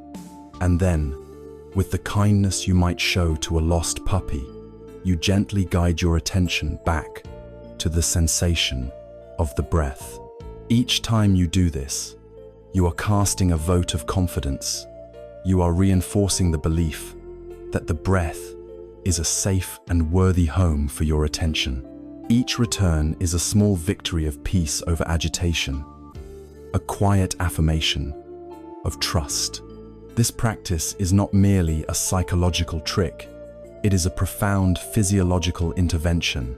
By placing your gentle, non-judgmental attention on the breath, you are sending a powerful signal of safety to your entire nervous system. Our bodies have two primary operating modes. The first is the sympathetic nervous system, our fight or flight response. This is the system that gets activated by stress, worry, and rumination. It floods us with adrenaline, increases our heart rate, and tenses our muscles, preparing us for a threat. The second is the parasympathetic nervous system, our rest and digest response. This is the system of calm, healing, and restoration. The great tragedy of modern life is that many of us are stuck in a state of chronic sympathetic activation. By trusting the breath, by allowing the exhalation to happen naturally and even lengthen slightly, you are directly stimulating the vagus nerve, which is the primary activator of the parasympathetic response. You are, in a very real sense, flipping the biological switch from alarm to calm. This is why trusting the breath is not blind faith. It is applied science. It is using your awareness to consciously guide your body out of a state of stress and into a state of grace. Imagine your mind is a small ship on a vast ocean. Your thoughts and emotions are the weather. Sometimes the sea is glassy and calm, the sun is shining, and the journey is effortless. But often, especially at night, a storm rolls in. The winds of anxiety howl, and the great waves of worry and regret crash over the deck. As the captain of this ship, you have learned that you cannot control the weather. To sail directly into the storm, to fight the waves, is madness. It will only break your mast and tear your sails. The wise captain does not fight the storm. The wise captain drops the anchor. The breath is your anchor. When the storm of thought and emotion threatens to capsize you, you drop the anchor of your attention into the deep, quiet stability of the breath. The storm will not instantly cease. The winds will still howl. The waves will still crash and toss your ship about. The anchor does not stop the storm, but it does something crucial. It keeps your ship from being swept away into the terrifying, open expanse of the ocean. It prevents you from being dashed against the rocks of catastrophe. It holds you steady in the relative safety of the present moment, allowing the storm to rage around you while you remain grounded. You ride out the storm, not by fighting it, but by anchoring yourself in something more stable than the weather. And eventually, as all storms do, it will lose its energy and pass. This is the power of faith in the breath. It is the first, most practical step in learning to calm the stormy sea of the mind. It is your anchor, your friend, your teacher, your ever-present home base. By returning to it again and again, you build the muscle of presence. You learn, on a cellular level, that you can be safe, even when the mind is turbulent. You develop a confidence that you have a refuge, a place of stability you can turn to at any time. And once you have cultivated this faith in your anchor, you can begin to become curious about the nature of the storm itself. You start to notice that the waves, no matter how immense, always arise and always, eventually, fall. You notice that the wind, no matter how fierce, always picks up and always, eventually, dies down. This direct observation of the ever-changing transient nature of your own experience is the next great object of your faith. It is the gateway to understanding one of the most liberating truths of all, the truth of impermanence. Having found a measure of stability by anchoring ourselves in the simple, trustworthy rhythm of the breath, we can now begin to cultivate a more subtle and profoundly liberating form of faith. Once the ship of the mind is anchored, we are no longer in danger of being swept away by the storm. This gives us the courage to do something remarkable. Instead of just enduring the storm, we can begin to study it. We can look at the waves of anxiety, the winds of worry, and the dark clouds of sadness with a newfound curiosity. And when we do this, we immediately notice their most fundamental and defining characteristic. They are constantly changing. the storm is not a static object. It is a dynamic, ceaseless process of movement. This direct seeing, this clear recognition of the transient nature of all experience, is the gateway to faith in one of the most powerful truths of the Dharma. It is faith in anicca, the universal law of impermanence. When you are trapped in the grip of a sleepless night, awash in anxiety, or caught in a loop of obsessive thought, your experience feels solid, monolithic, and eternal. A voice in the mind declares with absolute certainty, "This feeling will never end. I am an anxious person, and this is my permanent reality. The peace I long for is impossible for me." We take a temporary emotional weather pattern and mistake it for the entire climate of our being. We take a passing wave and believe it is the entire ocean. This belief that our current state of suffering is a permanent fixture is a powerful illusion, and it is the source of our deepest despair. It is what makes us feel truly hopeless. The teaching of anicca is the direct antidote to this hopelessness. It is a gentle but firm reminder that this feeling of permanence is a lie, a trick of a frightened mind. Impermanence is not a sad philosophical theory. It is the fundamental operating principle of the universe. Everything that comes into being will, eventually, pass out of being. The stars in the sky, the mountains on the earth, our own bodies, and most certainly, our fleeting thoughts and emotions. Nothing is exempt from this law. The anxiety you feel in your chest right now is not a solid block of concrete. If you observe it closely, you will see it is a collection of shimmering, vibrating sensations that are in constant flux.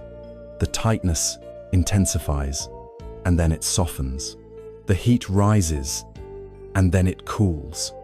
The worrisome thought that seems so solid and overwhelmingly important right now will in a few moments be replaced by another thought, and then another. They are like clouds passing through the vast sky of your awareness. They are not the sky itself. To cultivate faith in impermanence is to learn to trust this process of change, especially when it is uncomfortable. It is to internalize the profound wisdom encapsulated in the simple phrase, "This too shall pass." We have often heard this said as a comforting cliché, but to a contemplative mind, it is a statement of profound, liberating truth. When you are in the midst of suffering, when your heart is pounding with fear, or your mind is churning with regretto, remember, "This too shall pass," is not to dismiss or invalidate your pain. It is the opposite. It is to honor your pain by refusing to grant it the false power of permanence. It is a gentle whisper that reminds you that this storm, like all storms before it, will eventually exhaust itself. This trust relieves you of the frantic, impossible burden of having to make the feeling go away. When you know that its very nature is to dissolve, you no longer have to fight it so desperately. You can, perhaps, soften around the edges of it. You can endure it with a little more grace, a little more patience, knowing that you are on a moving river, not trapped in a stagnant pond. This faith also applies to moments of happiness and peace. When a moment of calm does descend, when you do feel a sense of ease, the mind has a tendency to grasp at it, to cling to it. This is it. I have to hold on to this feeling. This clinging immediately creates a subtle anxiety, a fear of losing the pleasant state. But faith in impermanence reminds us that this peaceful feeling is also a passing cloud, albeit a beautiful, white, fluffy one. Knowing this, we don't have to grasp. We can simply appreciate the moment of peace for what it is, a temporary gift. We can savor it fully while it is here, without the anxiety of trying to make it permanent. This leads to a profound sense of balance and equanimity, where we are less tossed about by the changing tides of pleasant and unpleasant experiences. Faith in anicca, therefore, is not a pessimistic or morbid outlook. It is the foundation of true mental freedom, freeing us from both the desperate aversion to pain and the frantic craving for pleasure. There is a timeless Taoist story that wonderfully illustrates the wisdom of trusting in the unfolding, unpredictable nature of change. An old farmer lived in a small village. His most prized possession was a beautiful horse. One day, the horse broke through the fence and ran away. The farmer's neighbors all came to offer their sympathy. "Oh, what terrible luck," they lamented. The old farmer simply looked at them and replied, "Good luck? Bad luck? Who knows?" A week later, the horse returned, and it was not alone. It had led a herd of magnificent wild horses back to the farm. The neighbors were overjoyed for the farmer. "You were right," they exclaimed. "It wasn't bad luck at all. What incredible good fortune." The old farmer just shrugged and said, "Good luck? Bad luck? Who knows?" The next day, the farmer's only son was trying to tame one of the wild horses. The horse threw him, and the son's leg was badly broken. The neighbors gathered again, shaking their heads. "The good luck has turned to bad.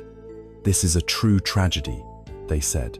The farmer, looking at his son's broken leg, replied calmly, "Good luck? Bad luck? Who knows?" A few weeks later, the emperor's army marched into the village, conscripting every single able-bodied young man for a desperate war they were fighting in a faraway land. The chances of survival were slim, but because the farmer's son had a broken leg, he was the only young man in the village who was spared. This story teaches us the folly of making a final judgment on any given moment. We label our experiences with such certainty. This anxiety is bad. This sleeplessness is a disaster.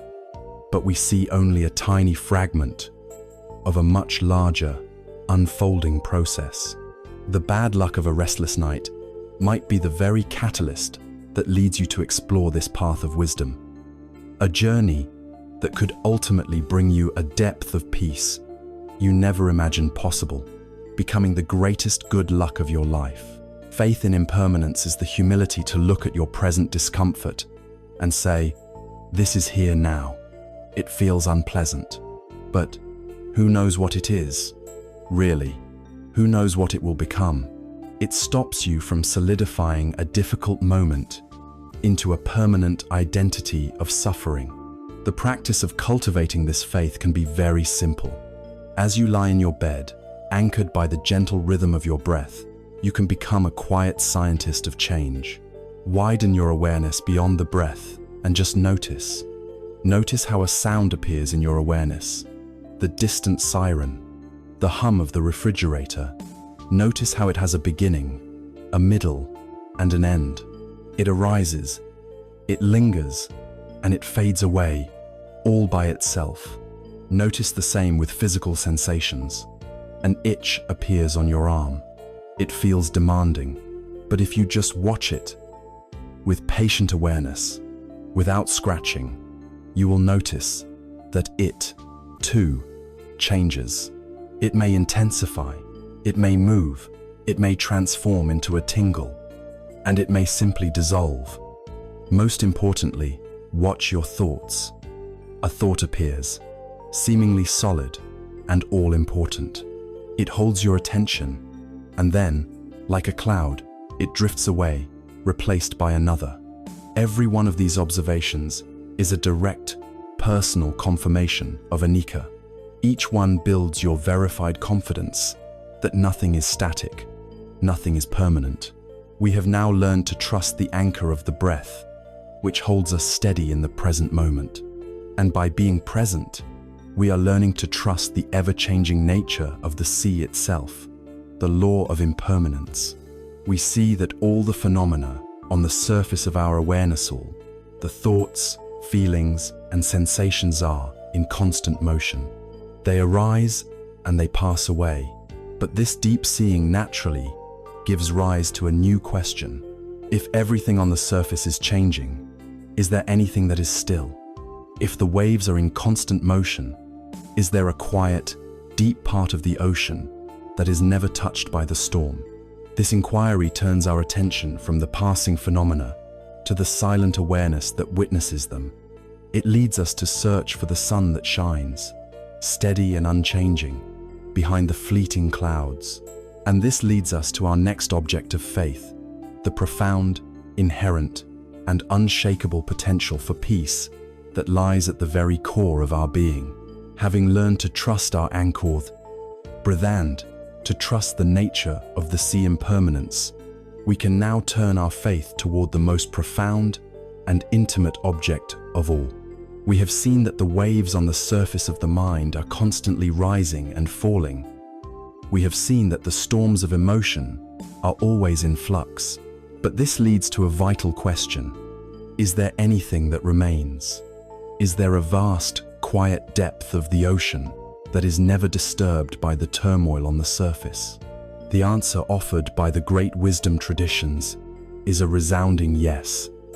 And learning to trust in this unchanging, silent depth is perhaps the most healing form of faith there is. It is faith in your own inherent goodness, your own innate capacity for peace. It is faith in your Buddha nature. This concept may sound grand or foreign, but it is actually the most simple and intimate truth of our being. Think again of the sky and the clouds. For most of our lives, we are utterly fixated on the clouds. We watch the dark, stormy clouds of anxiety gather with fear. We chase after the white, fluffy clouds of happiness with desperate craving. We get so lost in the drama of the ever-changing weather patterns that we make a fundamental error in identity. We believe that we are the clouds. When a feeling of sadness is present, we say, "I am sad." When a feeling of anxiety is present, we say, "I am an anxious person."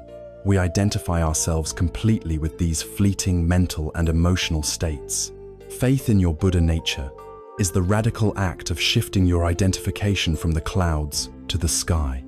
The sky is the vast, open, boundless awareness in which all the clouds of experience arise and pass away.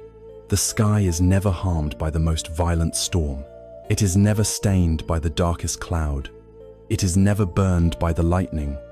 It simply holds it all with an effortless, impartial, and spacious embrace. After the storm passes, the sky does not bear a scar. It is as pure and pristine as it was before. This vast, open, clear, and peaceful sky is your true nature. It is the silent, knowing consciousness that was present when you were a happy child, that is present now as you lie awake at night, and that will be present in your final moments. The thoughts and feelings change, but the awareness that knows them does not. To cultivate faith in your Buddha nature is to begin to trust that this clear, peaceful sky is who you really are.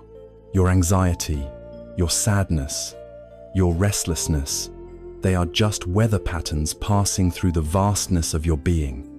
You are not the weather. You are the sky. This understanding is the ultimate antidote to the pervasive feeling that we are somehow broken or flawed. When you have struggled with sleeplessness or anxiety for a long time, it is so easy to internalize the belief that there is something fundamentally wrong with you. You see yourself as a bad sleeper, a worrier, an anxious person. You feel like a defective machine that needs to be fixed. This belief is a heavy burden, and it is the source of so much self-criticism and shame. Faith in your Buddha nature allows you to set this burden down. From this perspective, you are not, and have never been, broken. You are a whole and complete being whose innate peace is temporarily obscured. Peace is not something you need to build from scratch. It is not something you need to import from the outside. It is a treasure you already possess. Your work is not one of frantic construction, but one of gentle excavation. You are simply clearing away the debris of conditioning and confusion so that the luminous light that is already there can shine through. There is a beautiful parable from the Lotus Sutra that illustrates this perfectly. It tells of a very poor man who goes to visit a wealthy and compassionate friend.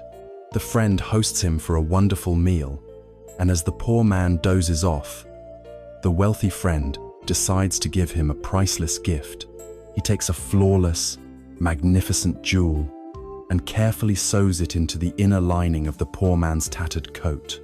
The poor man wakes up later, unaware of what has happened, thanks his friend, and goes on his way. For years and years, he continues to live a life of abject poverty. He struggles for every meal, he shivers in the cold, he sleeps in alleyways, all the while completely oblivious to the fact that he is carrying an immense fortune, a treasure capable of ending all his misery, sewn into the very fabric of his own coat. One day, he happens to meet his wealthy friend again. The friend is shocked to see him still living in such squalor. "My friend, why are you still suffering so?" he asks. "All this time, I gave you a priceless jewel. It's been with you every single day." And he shows the man where to find the hidden treasure in his own clothing. We are all this poor man. We wander through our lives feeling a sense of spiritual poverty, struggling with the daily hardships of a restless mind, believing that we lack the resources for peace. But all the while, the priceless jewel of our Buddha nature, our innate capacity for perfect peace and wisdom, is sewn into the very fabric of our being. It has never left us. We are just unaware of it. The path of mindfulness, the path of this practice, is simply the process of becoming aware of the treasure we already carry. Faith in your Buddha nature is the willingness to believe your compassionate friend when he tells you the jewel is there, even before you have seen it for yourself. It is the trust that motivates you to finally look within. When you begin to cultivate this faith, your entire relationship with yourself begins to change, especially during difficult moments. When you believe you are broken, the voice in your head is a harsh critic, a disappointed parent. It says, "You're still awake? What's wrong with you? You're failing at this." This voice only adds more tension, more suffering. But when you start to trust in your underlying wholeness, the inner voice naturally softens. It becomes the voice of a wise and compassionate friend. As you lie awake, this new voice might say, "Ah, the storm of anxiety is here tonight. That's okay. Let the storm rage. Remember, you are the sky. The sky is unharmed. Just rest in this vast, open awareness. Let the body be still. Let the breath be an anchor. We can just be with this, together." This shift from self-criticism to self-compassion is a profoundly healing act. You stop being your own worst enemy in the middle of the night, and you start becoming your own best friend. Every moment of wakefulness, which once felt like a failure, is transformed into an opportunity. It is an opportunity to practice compassion, an opportunity to disidentify from the clouds of thought, and an opportunity to rest in the quiet, spacious sky of your true nature. You begin to trust that even if you do not get the sleep you crave, you can still find moments of deep and restorative peace, simply by resting in the truth of who you are. This trust is not a denial of your pain, but a recognition that you are so much bigger than your pain. So now, we have explored the path of faith in 3 stages. We began by learning to trust the breath, our faithful anchor in the stormy sea of the present moment. Grounded by that anchor, we found the courage to trust in the nature of the sea itself, the constant, liberating flux of impermanence. And now, we have gone deeper still, learning to trust in the silent, peaceful depths of the ocean, the vast, unchanging awareness that is our own Buddha nature. We have a complete framework for a confidence that can hold us, even in our most difficult moments. But a framework, a philosophy, a beautiful idea is not enough. Faith is not a static belief that we acquire once and for all. It is a living, breathing quality of the heart and mind. Like a muscle, it must be exercised. Like a seed, it must be tended to. How then do we actively cultivate this powerful medicine? How do we move from a conceptual understanding of trust to an embodied, lived experience of it? This leads us to our next crucial step, understanding that faith is not something you have, but something you do. It is an active, ongoing, and deeply rewarding practice. Having journeyed through the great objects of faith, the breath, impermanence, and our own innate goodness, we arrive at a crucial turning point. It is one thing to understand these concepts intellectually, to appreciate their beauty and their promise. It is another thing entirely to make them a living, breathing reality in our own hearts, especially in the challenging stillness of a sleepless night. Faith, or Saddhā, is not a destination we arrive at, a certificate we earn. It is not a static noun. It is a dynamic verb. It is a practice. It is a quality of the heart that must be consciously and tenderly cultivated, day by day, moment by moment. It is a garden we must learn to tend. Imagine your heart and mind as a small plot of earth. For many of us, this garden has been neglected. The soil is hard and compacted by years of self-criticism. It is overgrown with the persistent weeds of doubt, cynicism, and fear. To simply throw a seed of faith onto this ground is unlikely to yield much result. The seed is small and delicate. To cultivate faith, we must become wise and patient gardeners. A wise gardener does not try to force a plant to grow. You cannot pull on a tiny sprout to make it a mighty tree. This would only kill it. The gardener's job is not to make the growth happen, but to skillfully and lovingly create the conditions for growth to happen naturally. The gardener trusts in the inherent life force of the seed and in the supportive processes of nature. Our task is to become this kind of gardener for the seed of faith within us. First, we prepare the soil. This is the act of setting an intention. It is the conscious choice to be open, just for a little while, to the possibility that these teachings might be true. It is a moment of quieting the inner cynic, of asking the voice of doubt to please sit down for a moment while we conduct a small experiment. We soften the hard ground of our certainty with a little humility. Next, we plant the seed. This happens whenever we encounter a piece of wisdom that resonates with us. Hearing the story of Kisa Gautami plants a seed. Understanding the metaphor of the sky and the clouds plants a seed.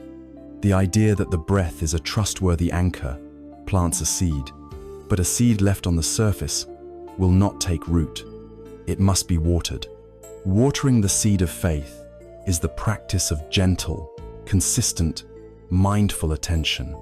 It is the core activity of the gardener.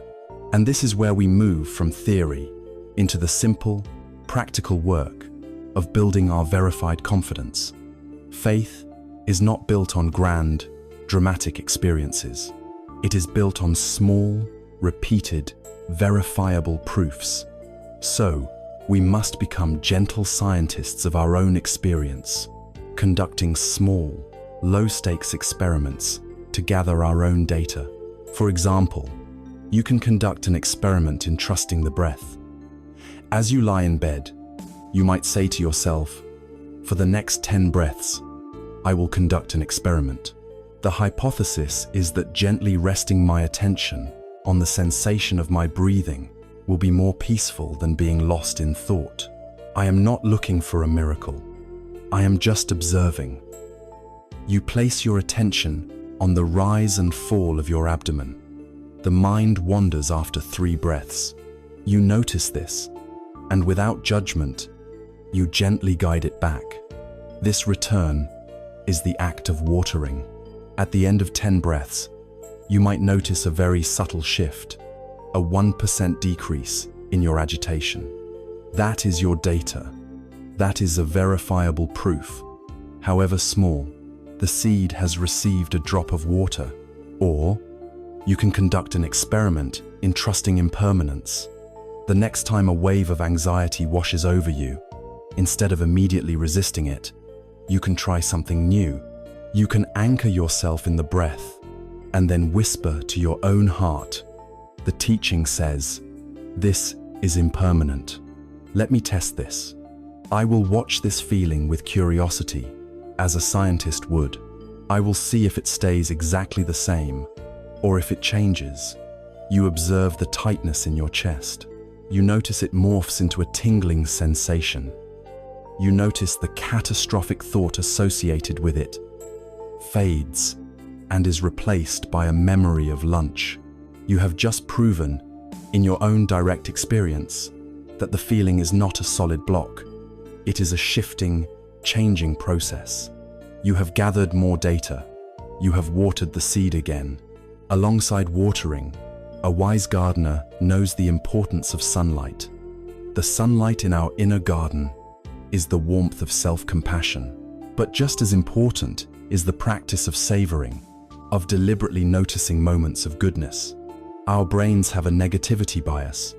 They are like Velcro for bad experiences and Teflon for good ones.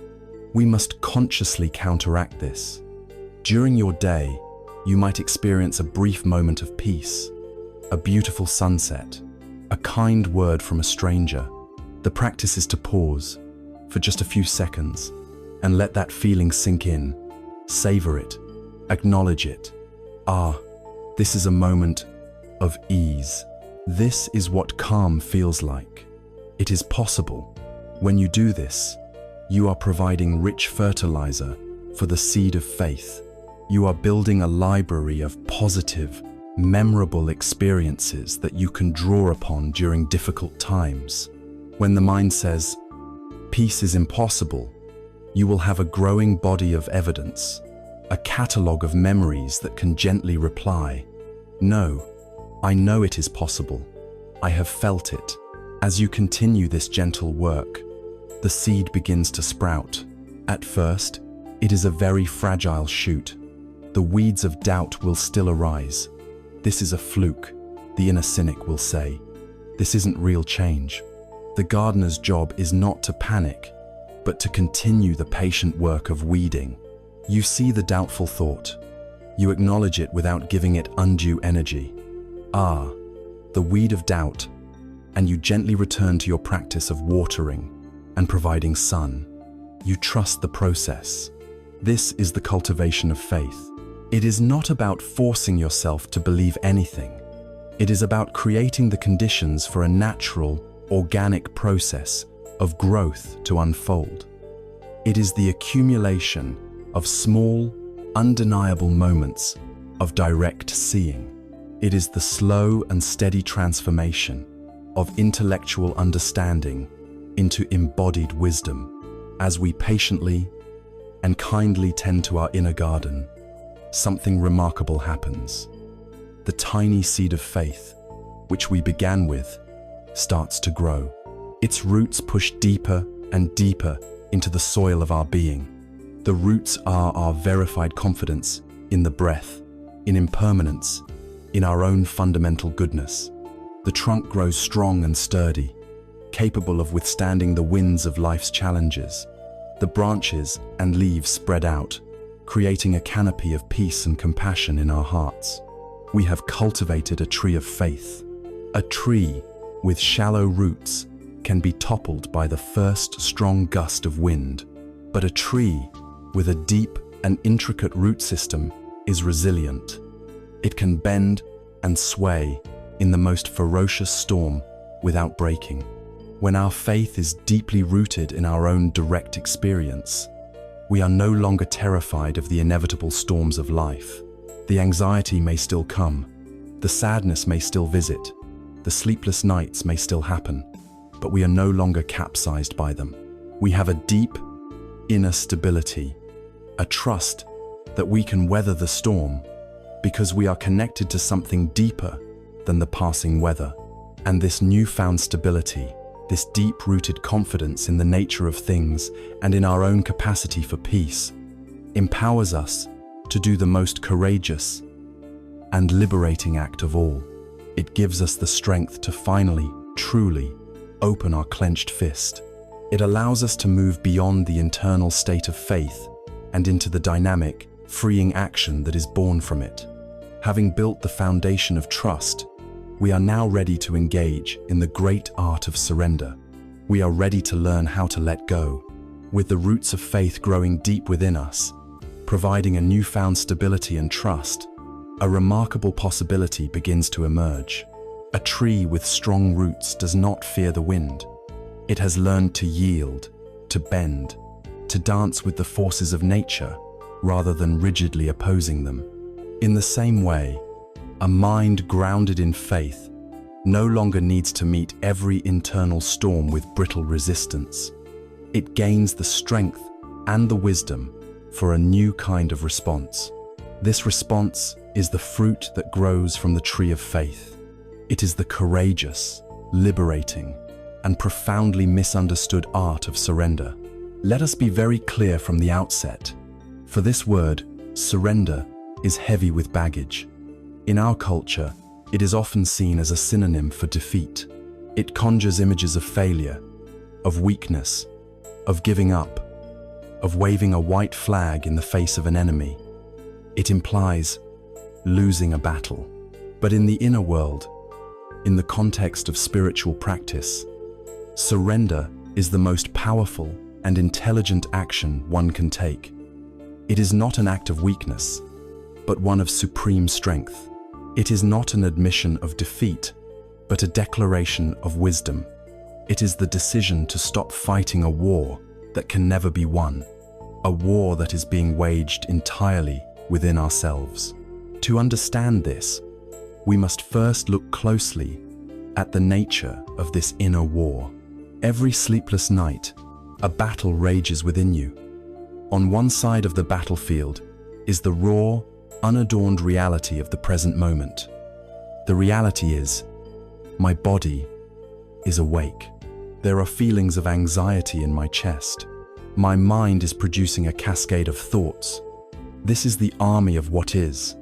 On the other side of the battlefield is the army of our ideals, our expectations, and our demands. This army carries banners that read, "I should be asleep by now. I must feel calm.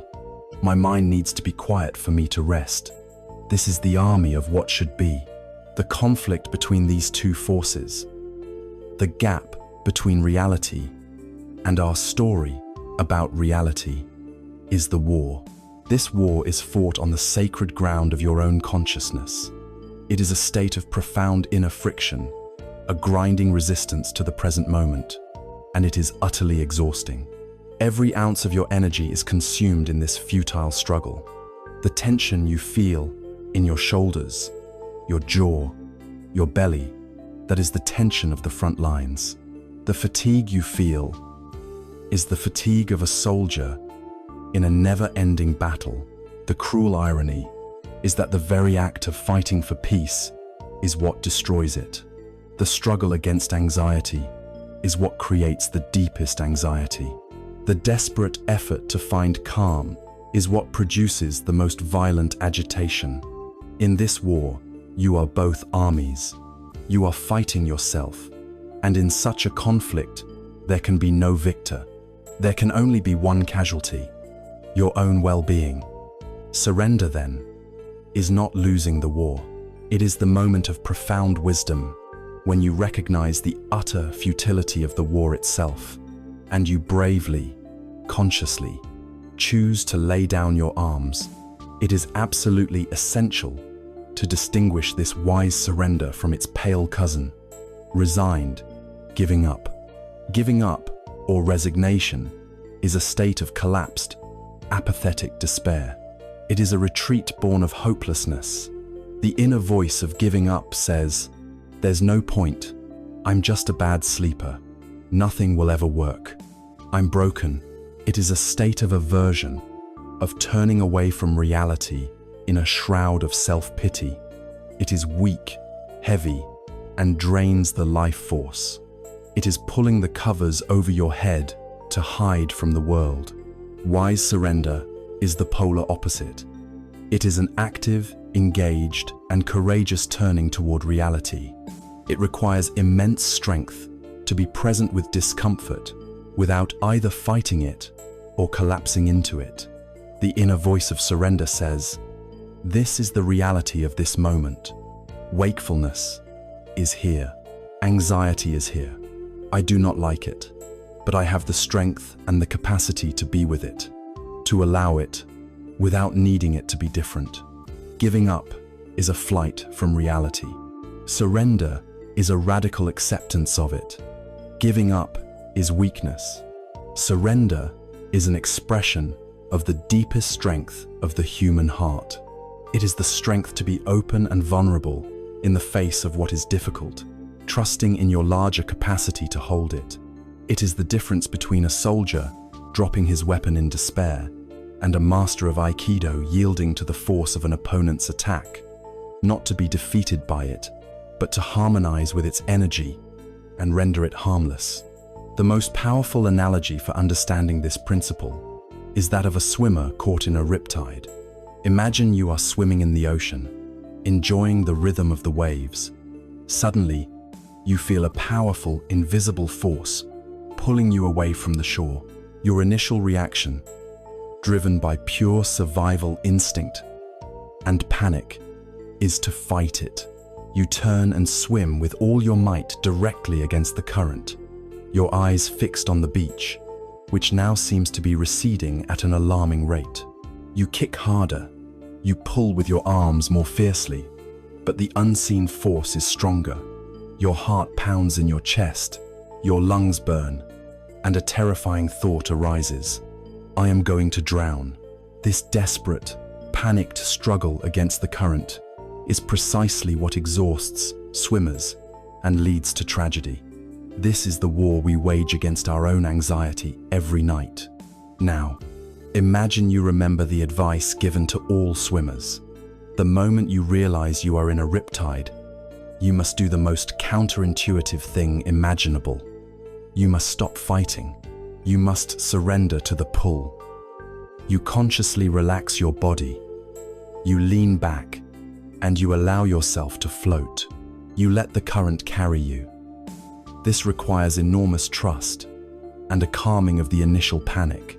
The riptide, you have been told, will not pull you under the water. It will only pull you out, away from the shore. As you float, conserving your precious energy, you realize the pulling sensation begins to weaken. After a short distance, you find you are free from its grip. Now, in the calmer water, you can turn and swim parallel to the shoreline, out of the path of the current, and then make your way back to the beach, tired but safe. This is the art of surrender. The riptide is the powerful current of your fear, your obsessive thinking, your anxiety. Your instinct is to fight it head-on, an exhausting and futile battle. The act of surrender is to consciously relax the body and mind, to float with the unpleasant sensations without resistance. It is to allow the wave of anxiety to carry you, trusting that it will not destroy you.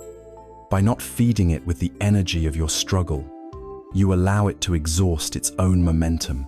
Once its power has subsided, once you have stopped fighting, you are then free to gently guide your attention back to the safe shore of the present moment, back to the simple, steady ground of your breath. So how do we practice this? How do we translate this idea into an embodied experience? Surrender is not a thought, it is a physical release. You can begin by surrendering the body. As you lie in bed, bring your awareness to the points of contact between your body and the mattress. Feel the solid support beneath you. Notice the subtle, constant pull of gravity. And then, consciously give the full weight of your body over to that support. Imagine yourself as a stone sinking into soft sand. Release the chronic, low-level tension we all hold in our muscles. Let go of the need to hold yourself up. Let your jaw be slack. Let your shoulders melt away from your ears. Let the belly be soft and receptive. With every exhalation, you can whisper to yourself, "Let go," and feel a layer of physical tension dissolving. This is a profound, non-verbal communication with your nervous system, signaling safety and trust. Then, you surrender the breath. You release your role as the manager of breathing. You trust that your body knows how to breathe far better than your conscious mind does. You become a passive witness to the breath's natural, autonomous rhythm, allowing it to be shallow or deep, fast or slow, without any interference. Most challengingly, you learn to surrender to sensation. When that familiar knot of anxiety appears in your stomach or chest, your habit is to recoil, to tense up against it, to wish it away. The practice of surrender invites you to do the opposite. You turn your awareness gently toward the sensation. You get curious. You ask, what is the actual, raw, physical feeling of this? Is it hot? Is it cold? Is it sharp? Is it vibrating? Does it have a clear boundary? You approach it like a scientist, not a judge. In doing so, you stop telling the story of my terrible anxiety, and you engage directly with the transient, changing energy of the sensation itself. This act of allowing, of being with, is the essence of surrender. You are letting the inner weather be what it is, without demanding sunshine in the middle of a storm. We have seen that surrender is the wise and courageous act of ending the inner war. It is the embodied wisdom of the swimmer in the riptide, who knows that yielding is the path to safety. But what is it that we are resisting most fiercely? What is the one thing we are most afraid to let go of? It is often not just a feeling or a sensation, but something we hold even more dear. It is our own story. We are deeply attached to the narratives we have constructed about who we are, why we suffer, and what our lives mean. The deepest and most transformative act of surrender, therefore, is to begin to gently loosen our grip on these cherished and often painful stories that define us. It is to learn how to let go of the narrator. Having learned to surrender to the raw reality of the present moment, we now arrive at a more subtle and perhaps more challenging form of letting go. We have begun to practice allowing the difficult feelings and sensations of a sleepless night to be present without resistance. But often, it is not the raw sensation itself that causes us the most suffering. It is the story we tell ourselves about it. It is the voice of the narrator in our mind, the tireless commentator who takes every feeling, every thought, every moment of wakefulness, and weaves it into a coherent, ongoing, and often painful drama.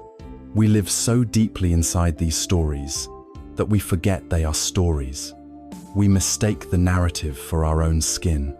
The deepest act of surrender, then, is to learn how to let go of the story itself. Each of us has a personal narrative about our struggle. It is our sleep story, a script we have written, revised, and rehearsed so many times that we can recite it by heart. Take a moment to listen for your own. What does your narrator say? For many, it is the story of the broken self. The narrator says, "I have insomnia. My brain is wired differently. There is something wrong with me, and I've always been this way." This story creates a fixed, medicalized identity of being a defective person. It is a life sentence with no possibility of parole. Every sleepless night is no longer just an experience. It is another piece of evidence confirming the verdict that you are fundamentally flawed. For others, it is the story of the victim, The narrator points outward, saying, "I can't sleep because my job is too stressful, or because my partner snores, or because the world is a noisy, chaotic place." This story, while it may contain elements of truth, casts you in the role of a helpless victim of external circumstances. It robs you of your agency. It says that your peace is entirely dependent on things outside of your control, solidifying a sense of powerlessness and resentment. Still others might tell the story of the martyr. The narrator says, "I sacrifice my sleep for my children, or for my company. I am so exhausted, but that is the price I must pay for being so responsible." This story can even contain a subtle, hidden pride, but it is a pride built on a foundation of exhaustion and suffering. It locks you into a role where rest is seen as a luxury you cannot afford, a betrayal of your duties. These are just a few examples. Your story may be a unique combination of them all. The problem with these narratives is not that they are entirely false. They often emerge from real challenges, but that they are tragically incomplete. They take the fluid, complex, ever-changing river of our experience, and they freeze it into a block of ice. They create a static identity, and once we have accepted this identity, this label of bad sleeper or anxious person, it becomes a self-fulfilling prophecy. We begin to filter all of our experiences through the lens of this story. Every moment of wakefulness becomes proof that the story is true. We are no longer having an experience. We are defending a thesis. We have become the loyal biographers of our own suffering. The path to freedom lies in understanding a simple but revolutionary truth. Your thoughts are not facts, and your story is not you. The practice is to learn to de-identify from the ceaseless chatter of the mind's narrator. Imagine your awareness, your consciousness, is a vast, empty movie screen. It is pure, clear, and spacious. Your thoughts and stories are the movies that are projected onto this screen.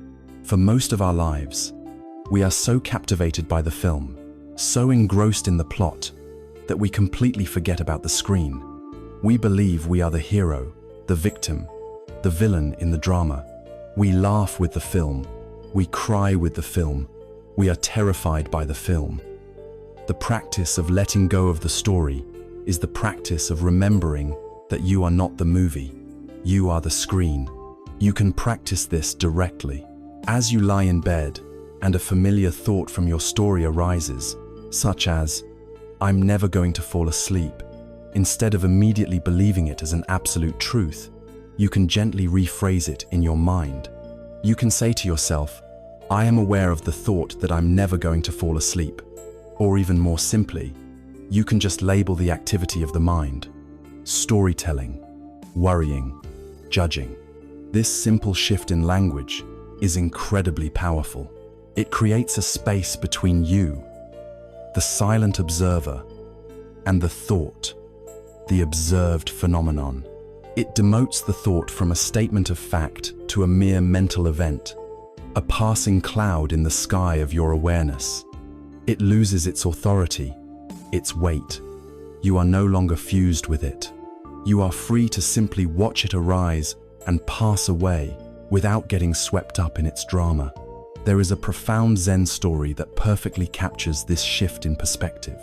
A man, seeking refuge from his worldly troubles, decides to spend a quiet afternoon meditating in his small boat on a tranquil lake. He rows out to the middle, closes his eyes, and begins to follow his breath, savoring the peace and stillness. Suddenly, a loud thud jolts his boat, nearly knocking him over. His peace is shattered. His immediate reaction is a surge of hot anger. Who is the careless fool who has rammed my boat and ruined my meditation? He thinks. He opens his eyes, ready to unleash a torrent of angry words at the person responsible. But as his eyes focus, he sees that the boat that struck his is completely empty. It must have broken loose from its moorings on the shore and been carried by the silent current until it collided with his own. In that instant of seeing the empty boat, his anger completely vanishes. It evaporates. There is no one to be angry at. The event is identical. His boat was struck, but his entire emotional reality is transformed. The object of his blame, the intentional agent he had created in his mind, does not exist. Our thoughts, especially the ones that form our painful stories, are exactly like that empty boat. They drift into our awareness, pushed by the unseen currents of past conditioning and present circumstances. They bump into us, and our immediate reaction is to personalize them, to get angry at them, to struggle with them. We think there is a driver of the thought, that I am thinking this terrible thought, and I must stop it. But the wisdom of this practice is to realize that the boat is empty. There is no little you in your head maliciously generating these thoughts. They are impersonal phenomena. They are the result of countless causes and conditions. When we can truly see our thoughts as empty boats, our struggle with them becomes absurd. We can no longer take them so personally. We can let them bump into us, and we can watch them drift away. By letting go of the story, you give yourself an incredible gift. You give yourself the gift of a fresh start. When we are caught in our narrative, we carry the weight of every previous chapter into the present moment. We bring all of our past failures to sleep into our bed with us tonight, and they stand around us like ghosts, predicting another failure. But when we release the story, we allow this night to be a blank page. The fact that you slept poorly last night, or for the last 10 years, does not have to be the opening sentence of tonight's chapter. By letting go of the identity of the bad sleeper, you create the possibility for a new experience to arise. An experience that is not predetermined by the heavy ink of the past.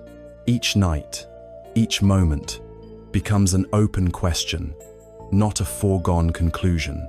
This practice of releasing our mental narratives is a profound act of unburdening. We stop carrying the heavy weight of a limited, painful identity. We stop fueling our own suffering by endlessly repeating the story of that suffering. But these stories, these mental constructs, are not just abstract ideas floating in a void. They have a physical life. They are encoded in our bodies as chronic patterns of tension, tightness, and holding. The story of anxiety is held in a tight chest and a clenched jaw. The story of being a victim is held in slumped shoulders. The story of struggle is held in a rigid, braced posture.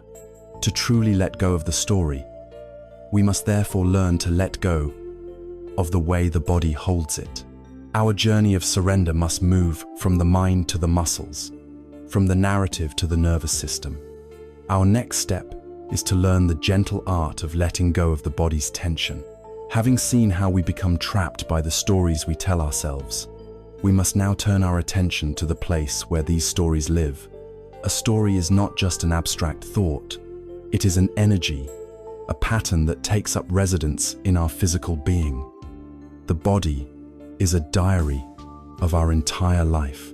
Every joy, every trauma, every worry, and every moment of peace is written in the language of our flesh and bones. The narrative of anxiety is written in a clenched jaw and a tight chest.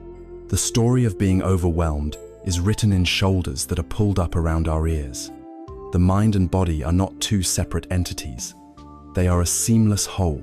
A worried mind creates a tense body, and a tense body sends constant, looping signals of alarm back to the mind, confirming that there is, indeed, something to be worried about. To truly let go of our mental burdens, we must therefore learn to release them from the tissues of the body where they are held. We must learn the art of letting go of physical tension. To understand the principle behind this practice, Please try a small experiment right now. Make a fist with one of your hands. Squeeze it tightly. Feel the energy it takes to maintain that tension. Feel the strain in your knuckles, in your wrist, in your forearm. This clenched fist is a perfect metaphor for a body holding on to stress. Now, how do you open this fist? If you try to use your other hand to pry the fingers open, you create a struggle. You are meeting tension with more tension, force with more force. This is what we do when we try to force ourselves to relax. We command, relax, and our body only tenses up more in response to the command. There is a wiser way. Bring your full awareness to the sensation of the clenched fist. Simply feel it, without judgment. Feel the tightness, the pressure, the heat, and then introduce a gentle intention, a quiet invitation for the muscles to release. You do not force it. You simply allow the opening to happen. You let go of the act of clenching. Relaxation is not something you do. It is the natural state that emerges when you stop doing the tensing. This is the guiding principle of the practice we are about to explore, the body scan. It is a systematic journey of awareness through the body, not to force anything, but to notice the clenching and gently, kindly invite it to release. So, as you are lying in bed, allow yourself to settle. Feel the weight of your body being supported by the mattress beneath you. There is nowhere to go, nothing to do, but to be here with this experience. Bring your awareness to the gentle, natural rhythm of your breath, just for a few moments.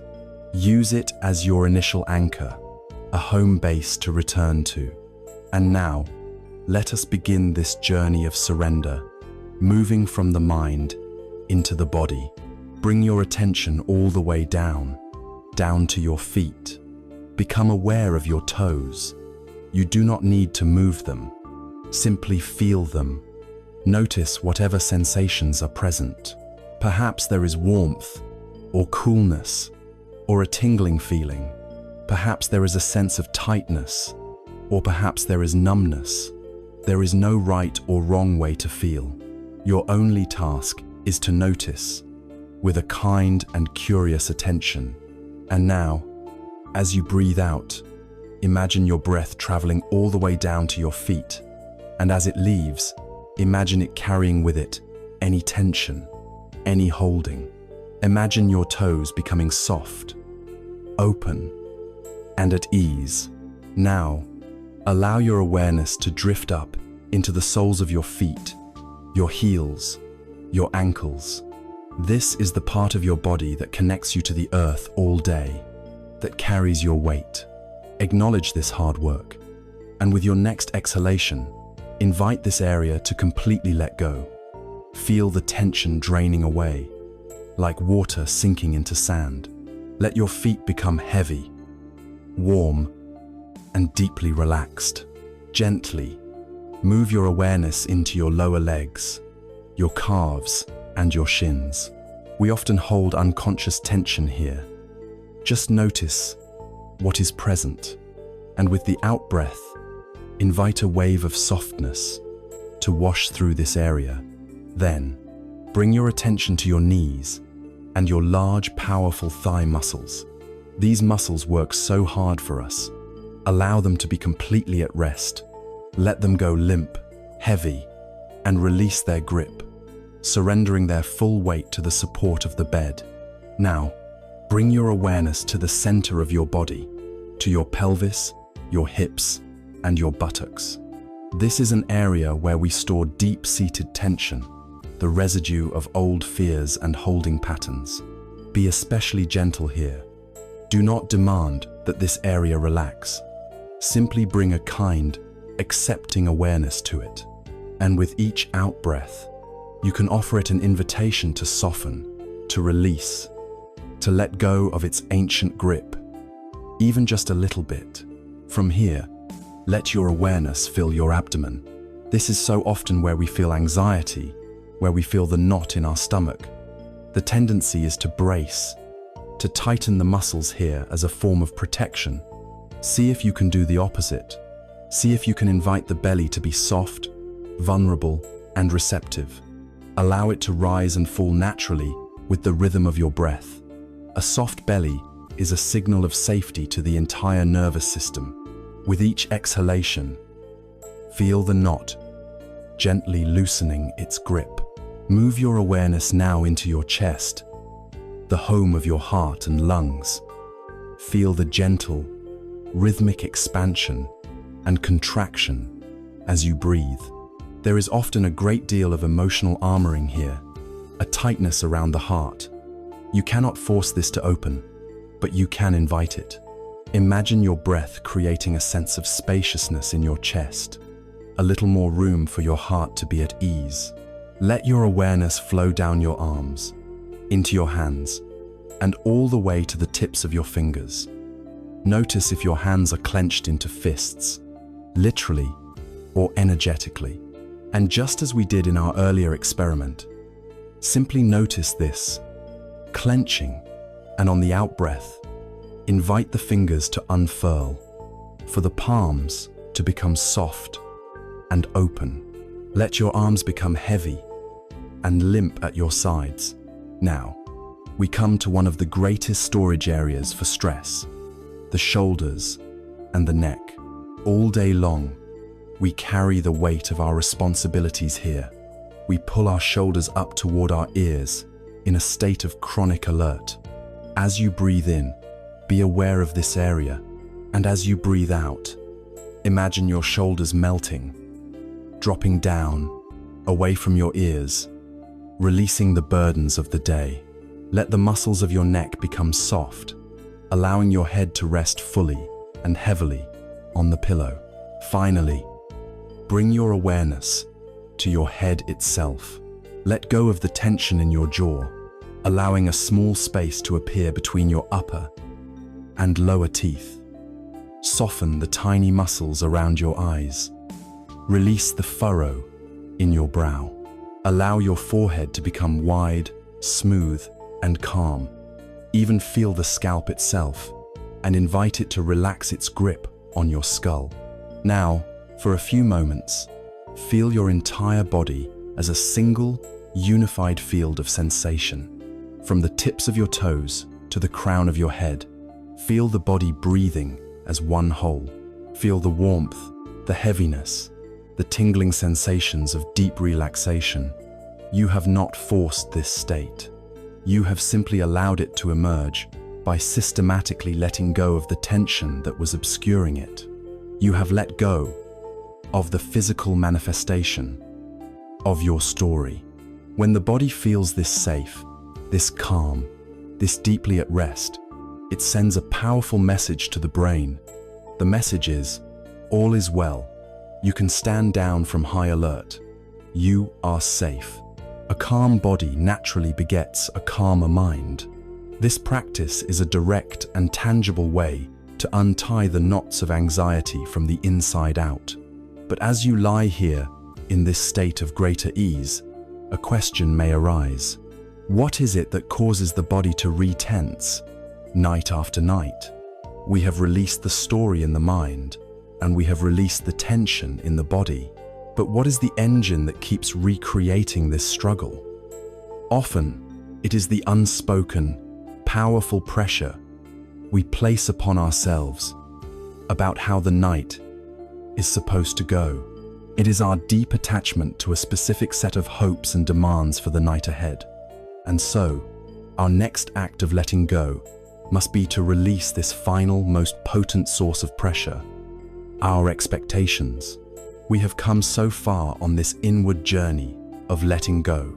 We have learned to surrender to the reality of the present moment, to release our tight grip on the stories that define us, and to soften the physical tension where those stories are held in the body. The mind is quieter now. The body is more at ease. A space of peace has been created. And yet, into this newfound quiet, a subtle and powerful tension can still creep in. It is the silent pressure of the goal, the unspoken demand we place upon the night. It is the final layer of resistance, the most insidious form of clinging that stands between us and true rest. It is the weight of our own expectations. After you have diligently practiced, after you have followed your breath and scanned your body, a thought often arises. Okay, I have done the work. I am relaxed now. Now, I should fall asleep. In that moment, with that single thought, the entire dynamic shifts. The bed, which had become a sanctuary for practice, is once again transformed into a performance stage. Sleep is no longer a natural process to be allowed. It has become a result to be achieved, and you have just appointed yourself as the anxious performer, with the ticking clock as your judge. This is the tyranny of the goal. The moment you establish falling asleep as the sole measure of success for the night, you have simultaneously created an infinite number of ways to fail. Every minute that passes with your eyes open is registered as a failure. Every thought that drifts through your mind is a mark against you. A feeling of frustration begins to build. It's not working, the inner critic whispers. I did all this relaxation, and I'm still awake. Panic, the old familiar enemy, begins to stir at the edges of your awareness.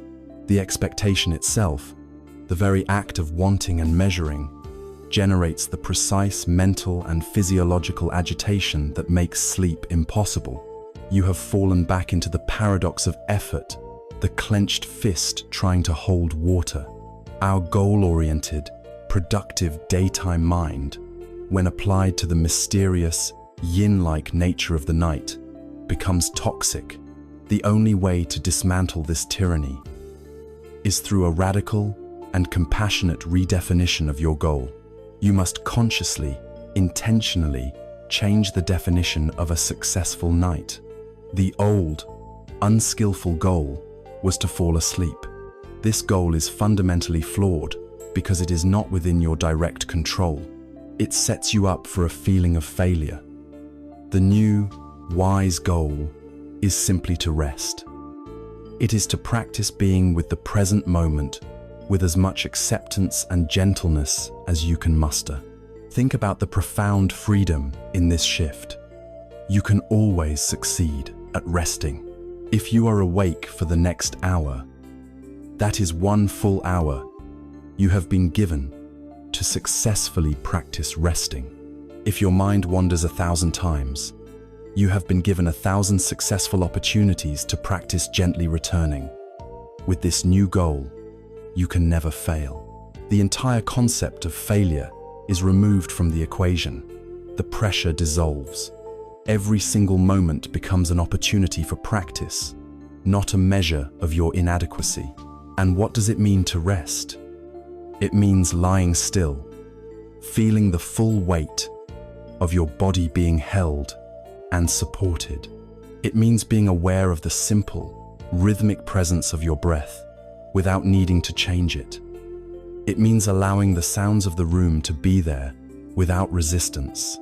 It means letting thoughts and feelings drift through your awareness like clouds without having to believe them or fight them. This state of mindful, embodied presence is profoundly restorative for your nervous system and your entire being. It is a deep and healing form of rest in its own right. Whether or not it leads to unconsciousness, you are giving your body and mind exactly what they need: a cease, fire. And when the war is truly over, when there are no more demands and no more expectations, sleep, like a shy and gentle animal, may finally feel safe enough to emerge from the forest. There is a classic Zen story that speaks directly to this truth. An archer is competing in a great tournament. In the first round, the prize for hitting the center of the target is a simple clay tile. The archer is completely relaxed. His mind is calm, his body is fluid, and his focus is pure. He draws the bow with effortless grace, and the arrow flies true, striking the center. His skill is on full display. In the second round, The prize is changed. Now, he is shooting for an ornate, handcrafted silver buckle. A subtle shift occurs in the archer's mind. He becomes a little more careful, a little more tense. His focus is now divided between the pure form of his art and the glittering prize. He is thinking about winning. His movements are not quite as fluid. He still shoots well, but the effortless grace is gone. In the final round, the grand prize is brought out, a heavy purse filled with solid gold coins. The archer looks at the gold, and his mind is consumed. His heart begins to beat faster. His hands tremble slightly. He tries to aim, but he sees two targets instead of one. The thought of winning the gold, and the even greater fear of losing it, has completely seized his mind. He can no longer even draw the bow properly. His skill has not abandoned him, but his mind, desperately attached to the outcome, has paralyzed him. When you lie in bed at night, sleep is the purse of gold. The more you fixate on the prize, the more you demand it, the more your inner being trembles with a kind of performance anxiety, making the desired outcome impossible. The path of wisdom is to become the archer in the first round. It is to forget the prize. It is to fall in love with the process itself. Your focus is not on the target of sleep, but on the beautiful, simple form of your practice, the form of resting, the form of breathing, the form of letting your body be heavy, the form of allowing. By dedicating yourself to the process with no thought of the result often takes care of itself. And if it doesn't matter, because your goal was not to win the prize, but simply to practice your art with grace and sincerity. This shift in perspective also transforms your relationship with time. The hours spent awake at night are no longer wasted time, a frustrating deficit in your sleep budget. They become quiet, sacred hours. In a world that is constantly demanding your attention, with screens, tasks, and noise, these silent hours can be seen as a rare and precious gift. They are an opportunity for uninterrupted introspection, a personal retreat. It is time you can use to make friends with yourself, to listen to the subtle language of your body, to practice being a compassionate companion to your own heart. When seen in this light, the experience shifts from a problem to be solved into a space to be inhabited. By releasing our expectations, by redefining success, by focusing on the process rather than the prize, we remove the final, crushing layer of self-imposed pressure. We grant ourselves the permission to be at peace, right now, regardless of whether we are awake or asleep. We can finally, truly rest. And yet, sometimes, even after all this letting go, a deeper restlessness can remain. It is a tension that is not born of a desire for a future outcome, but of an unresolved pain from the past. Sometimes, the heart is simply too heavy with old hurts, resentments, and grievances to settle into peace. This recognition leads us to one of the most profound and healing practices of all: the act of clearing the heart by letting go of what we are holding against others and against ourselves. It leads us to the practice of forgiveness. We have journeyed far into the subtle art of letting go. We have practiced releasing our struggle with the present moment, surrendering our attachment to the stories that define us, releasing the tension held deep within the body, and letting go of our expectations for the night ahead. For many, these practices alone can bring a profound sense of relief and peace. And yet, there are nights when, even after all this release, a deeper, heavier restlessness remains. It is a stubborn, smoldering heat in the heart, a background radiation of unease that poisons the silence. This is the weight of old hurts, the slow-burning poison of resentment. It is the grievances we hold against others, and perhaps most tenaciously, against ourselves. To find the deepest peace, the kind of rest that comes from a truly clear heart, we must undertake the final and most courageous act of letting go. We must learn the practice of forgiveness. Let us be very clear about what forgiveness means in this context, because the word is so often misunderstood. Forgiveness is not a moral obligation you owe to someone who has hurt you. It is not about condoning their behavior or saying that what they did was acceptable. It is not about forgetting the harm that was done, for memories can be wise teachers, and it does not necessarily mean you must reconcile with that person or allow them back into your life. You can forgive someone completely and, as an act of wisdom, choose to never see them again. Forgiveness is a profoundly personal and pragmatic act. It is not for them, it is for you. It is the decision to stop carrying the heavy, painful burden of someone else's mistake. It is the choice to set down the hot coal of your anger so that it may no longer burn your own hand. The Buddha used this powerful simile. He said that holding on to anger and resentment is like picking up a burning coal with the intention of throwing it at someone else. Who is the one who gets burned? While you wait for the right moment, while you fuel your anger by replaying the story of your grievance over and over, that burning coal is searing your own flesh. The poison of your resentment is a poison that you drink, hoping that the other person will suffer. It is a terrible and futile bargain. Physiologically, holding a grudge keeps your body in a state of chronic, low-grade fight or flight. It keeps the stress, hormones, cortisol, and adrenaline trickling through your system. It contributes to high blood pressure, a weakened immune system, and a perpetually agitated mind. The peace that is destroyed is your own. The sleep that is lost is your own. Forgiveness, then, is the ultimate act of self-care. It is the wise, courageous, and self-loving decision to open your hand and drop the coal, not because they deserve it, but because you deserve to be free from the pain of being burned. This practice extends not only to those who have harmed us, but also to those whom we have harmed. We often lie awake, replaying our own mistakes, cringing at a memory of a time we were unkind, dishonest, or careless. We carry a heavy burden of guilt and shame for our own past actions. This, too, is a hot coal we hold against ourselves. We must learn to ask for forgiveness, even if only in the quiet of our own hearts, and to release the belief that our past mistakes define us forever. And this leads us to what is often the most difficult and most necessary act of all: forgiving ourselves. We can be our own harshest critics, our own most unforgiving judges.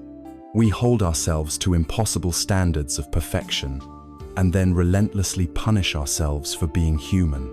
We punish ourselves for our flaws, for our emotional reactions, for our inability to live up to our own ideals. The inner voice of the critic can be the loudest voice in the room when you are trying to sleep. Self-forgiveness is the practice of meeting your own acknowledged imperfections with compassion rather than contempt. It is the recognition that, at any given moment in the past, you acted with the level of wisdom and consciousness that was available to you at that time. If you know better now, that is a cause for celebration, a sign of growth, not a reason for perpetual self-punishment. To forgive yourself is to give yourself the grace to be a work in progress.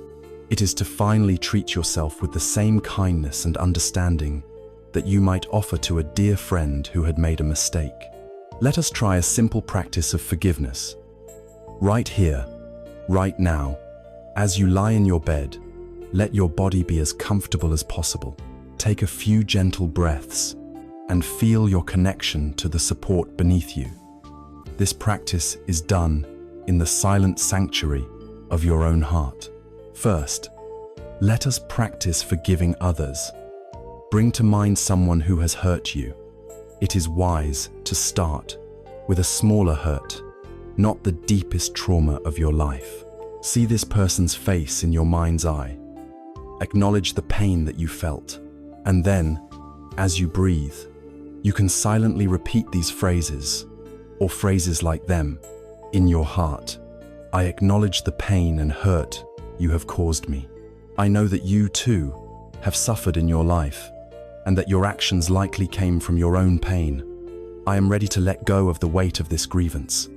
I release you from the debt I thought you owed me. For my own peace, I forgive you. I wish you well. Breathe. You may not feel a sudden rush of warmth. That is okay. You are simply planting the seeds, watering the intention to be free.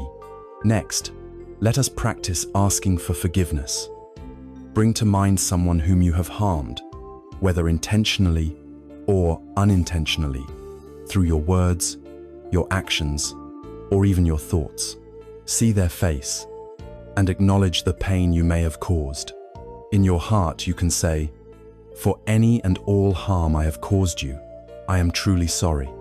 I ask for your forgiveness. I hope that you may find peace." This act humbles the ego and softens the heart.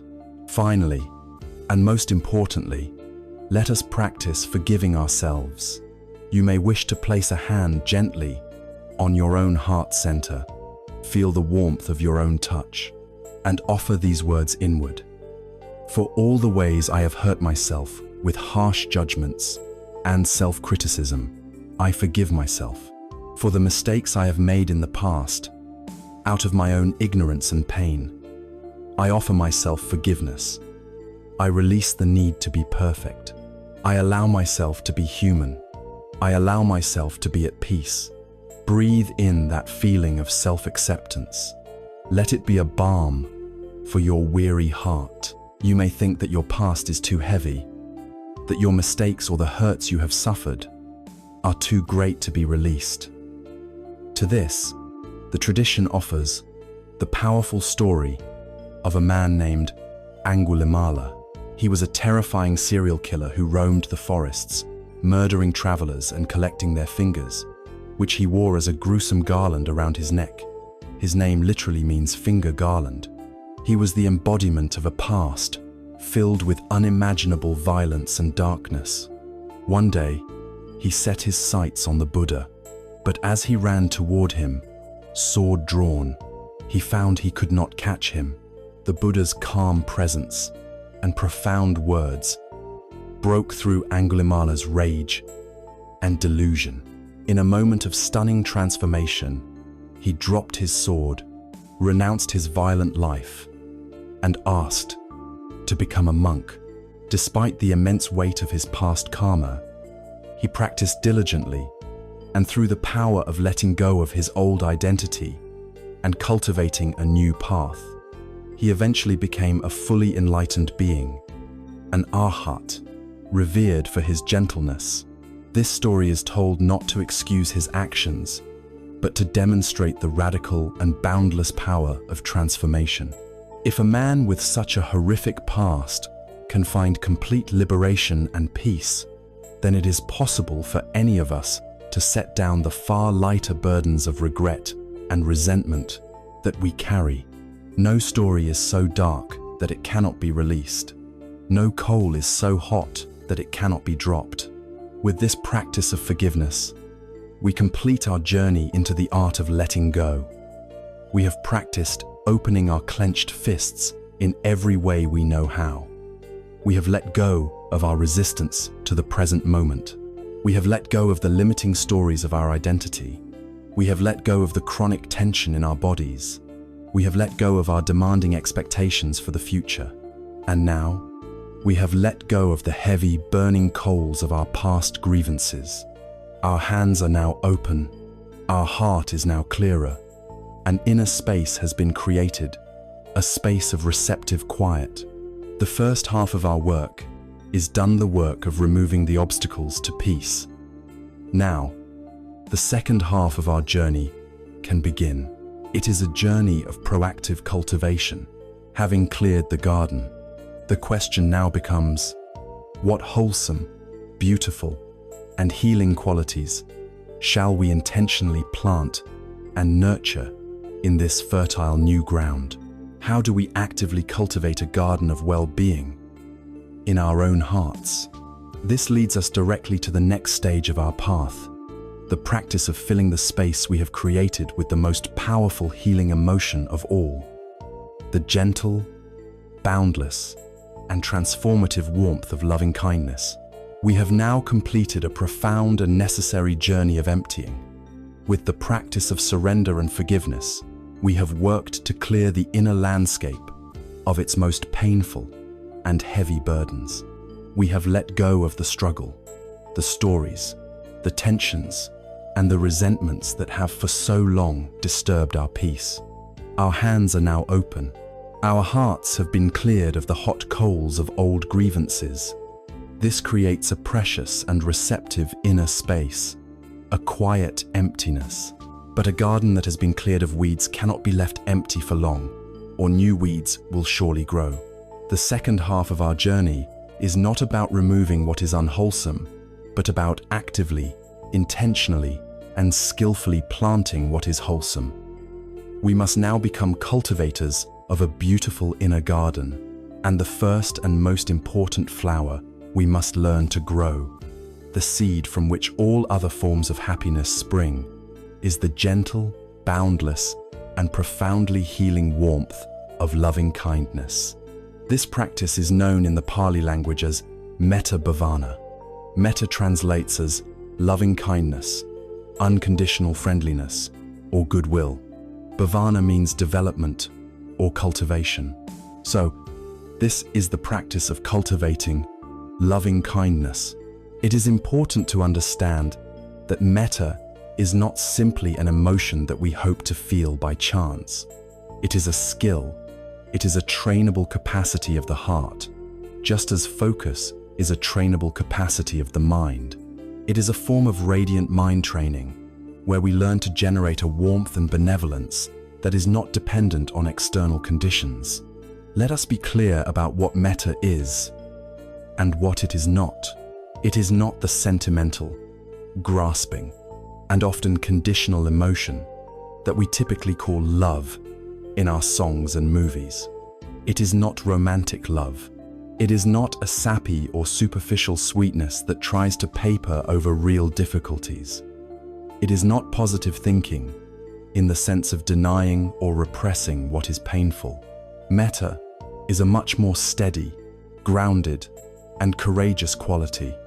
It is a simple, sincere, and unconditional wish for well-being. It is the genuine hope that a being may be happy and free from suffering. The perfect analogy for metta is the sun. The sun shines its warmth down on the entire world without discrimination. It does not check to see if a person is good or bad before warming them. It shines on the flowers and on the garbage dump, on the saint and on the sinner. It simply radiates its essential nature, which is warmth. Metta is the practice of learning to radiate our own heart's essential nature, which is a gentle, unconditional friendliness. Crucially, we must understand that metta is not a feeling you can force. If you sit down and command yourself, "Okay, now I will feel loving kindness," you will almost certainly fail and become frustrated. You cannot command a flower to bloom. Rather, metta is the flower that blooms as a result of a patient and skillful cultivation. The practice is not to force the feeling, but to gently plant the seeds of intention and to create the inner conditions where this feeling can naturally arise. And this leads us to the most radical, most challenging, and most important step in the entire practice. In the traditional teaching of metta, we are guided to offer this kindness to a series of beings, starting with ourselves. For many of us, especially in a culture steeped in self-criticism, this first step can feel like the most difficult. Offering kindness to a beloved friend or a pet may feel easy and natural, but offering that same kindness to ourselves can feel awkward, selfish, undeserved, or even impossible. The inner critic, which we know so well, immediately pipes up. You don't deserve this. You're not good enough. This is narcissistic. It is so important to see this resistance for what it is. Just another story, another empty boat. The reason we start with ourselves is not selfish.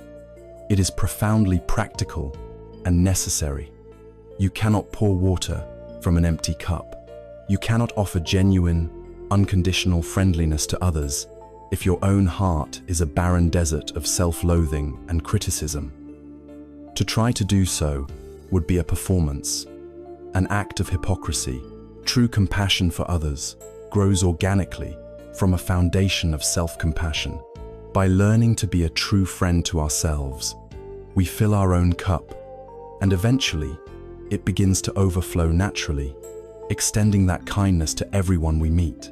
For the purpose of finding rest and healing the anxious mind, this first step is everything. The relentless voice of the inner critic, the feeling of being fundamentally flawed, this is the source of the inner war. Metta is the peace treaty. It is the direct antidote to the self-aggression that keeps our nervous system in a state of high alert. The critic's voice is cold, hard, and constricting.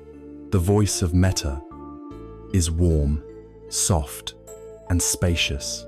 It is the act of creating a safe harbor within your own heart. The quality of metta we are trying to cultivate is perfectly embodied in the image of a loving mother watching her only child as he or she sleeps. Imagine her gaze. It is not a gaze of judgment, criticism, or expectation. She is not thinking about the child's future career or past mistakes. Her heart is filled with a simple, powerful, and unconditional tenderness. She feels a profound sense of protective care, a quiet joy in the child's existence, and a deep, unspoken wish for that child to be safe, to be healthy, and to be happy. This selfless, gentle, protective, and unconditional friendliness is the very essence of metta.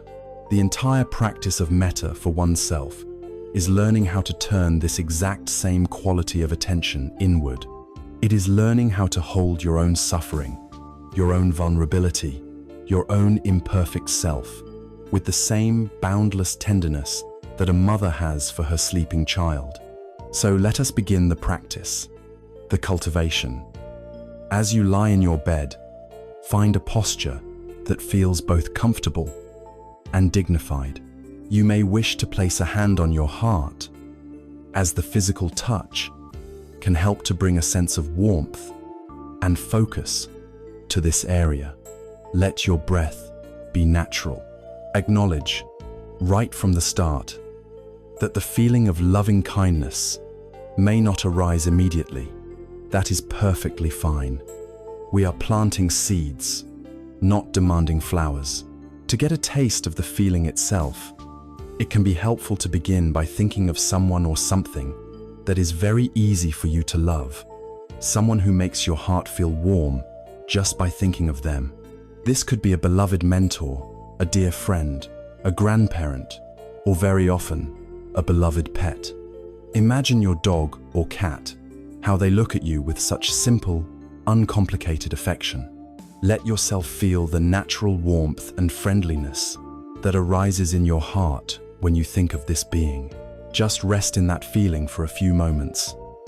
This is metta. Now, the practice is to gently, skillfully redirect that very same quality of warmth toward yourself.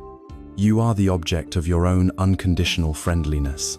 To help generate and sustain this attitude, we use a set of simple, traditional phrases, which we repeat silently, like a mantra. Let the phrases be soft, gentle, and unforced. The first phrase is, "May I be safe." This is a wish for protection from both outer and inner harm. It is a direct antidote to the feeling of fear that so often keeps us awake. It is the wish to be safe from the world's dangers, but also safe from the harshness of your own inner critic. Silently repeat the phrase, letting it resonate in your heart space. May I be safe. The second phrase is, may I be healthy. This is a wish for the well-being of your physical body. It is a kind and gentle wish for your body to be free from pain and illness, for it to have the strength and vitality it needs. As you lie there, feeling your body, you can offer it this gift of a benevolent wish. May I be healthy. The third phrase is, may I be happy. This is a wish for a genuine and lasting happiness, the kind of happiness that comes from a peaceful heart and a clear mind, not just from fleeting pleasures. It is an acknowledgement that you, like all beings, have a deep and legitimate desire to be happy. You are giving yourself permission to pursue that true happiness. May I be happy. The final phrase is perhaps the most relevant for our practice here tonight. It is, may I live with ease. This is a wish for a release from struggle. It is not a wish for a life with no problems that is unrealistic. It is a wish to be able to move through life's inevitable challenges with grace, patience, and a minimum of mental friction. It is a wish for an end to the inner war. As you lie in bed, this is a wish to be at ease with wakefulness, to be at ease with the silence, to be at ease with yourself, just as you are.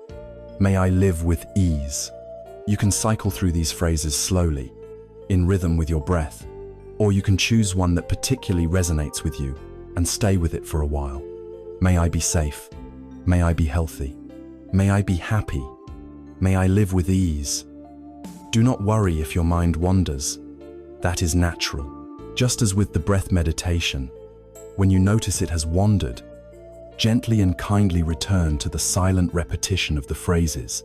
Do not worry if the feeling of metta is not strong, or if it feels artificial at first. The phrases are the seeds. The feeling is the flower that will grow in its own time, with patient cultivation. Your job is simply to keep planting the seeds. If critical thoughts arise, see them as clouds passing through the warm, sunny sky of your intention. Let them come and let them go, and gently return to your wish for well-being. By engaging in this practice, you are fundamentally changing your relationship with yourself. You are actively rewiring your brain, creating new neural pathways of self-compassion to replace the old, well-worn grooves of self-criticism. You are becoming your own ally, your own source of comfort and safety. The heart begins to soften. The inner world begins to feel like a kinder, more hospitable place. This is the ultimate way to create the conditions for deep and lasting rest. We have now traveled from the empty, open hand of forgiveness to the full, warm heart of loving kindness. We have cleared the garden of its most painful weeds, and we have planted the beautiful flower of metta. We have learned to be a true friend to ourselves. From this place of friendship, from this position of inner safety and kindness, we are now beautifully poised to look even more deeply into the nature of our own experience, not with fear, but with a gentle and courageous curiosity. We have learned to love this I that lies awake at night. Now, with this kind and steady heart as our foundation, let us gently begin to inquire, who or what is this I really? What is the true nature of this self that we have learnt to hold with such tenderness? Having planted the beautiful flower of loving kindness in the cleared garden of our hearts, we now find ourselves in a new inner landscape. We have learned to be a friend to ourselves. The inner voice of the critic has been softened by the gentle, unconditional warmth of metta. This friendship, this inner safety, is the foundation for the next stage of our journey. A heart at peace is not afraid to look deeply, and so, From this place of kindness and self-acceptance, we can now dare to ask the most profound question of all. We have spent all this time being kind to the I that suffers, the I that lies awake, the I that worries. But who or what is this I, really? When you say in your mind, I cannot sleep, who is the I that is making this claim? This gentle, curious investigation into the nature of the self is the gateway to the deepest wisdom of this path. It is the wisdom of anatta, or non-self.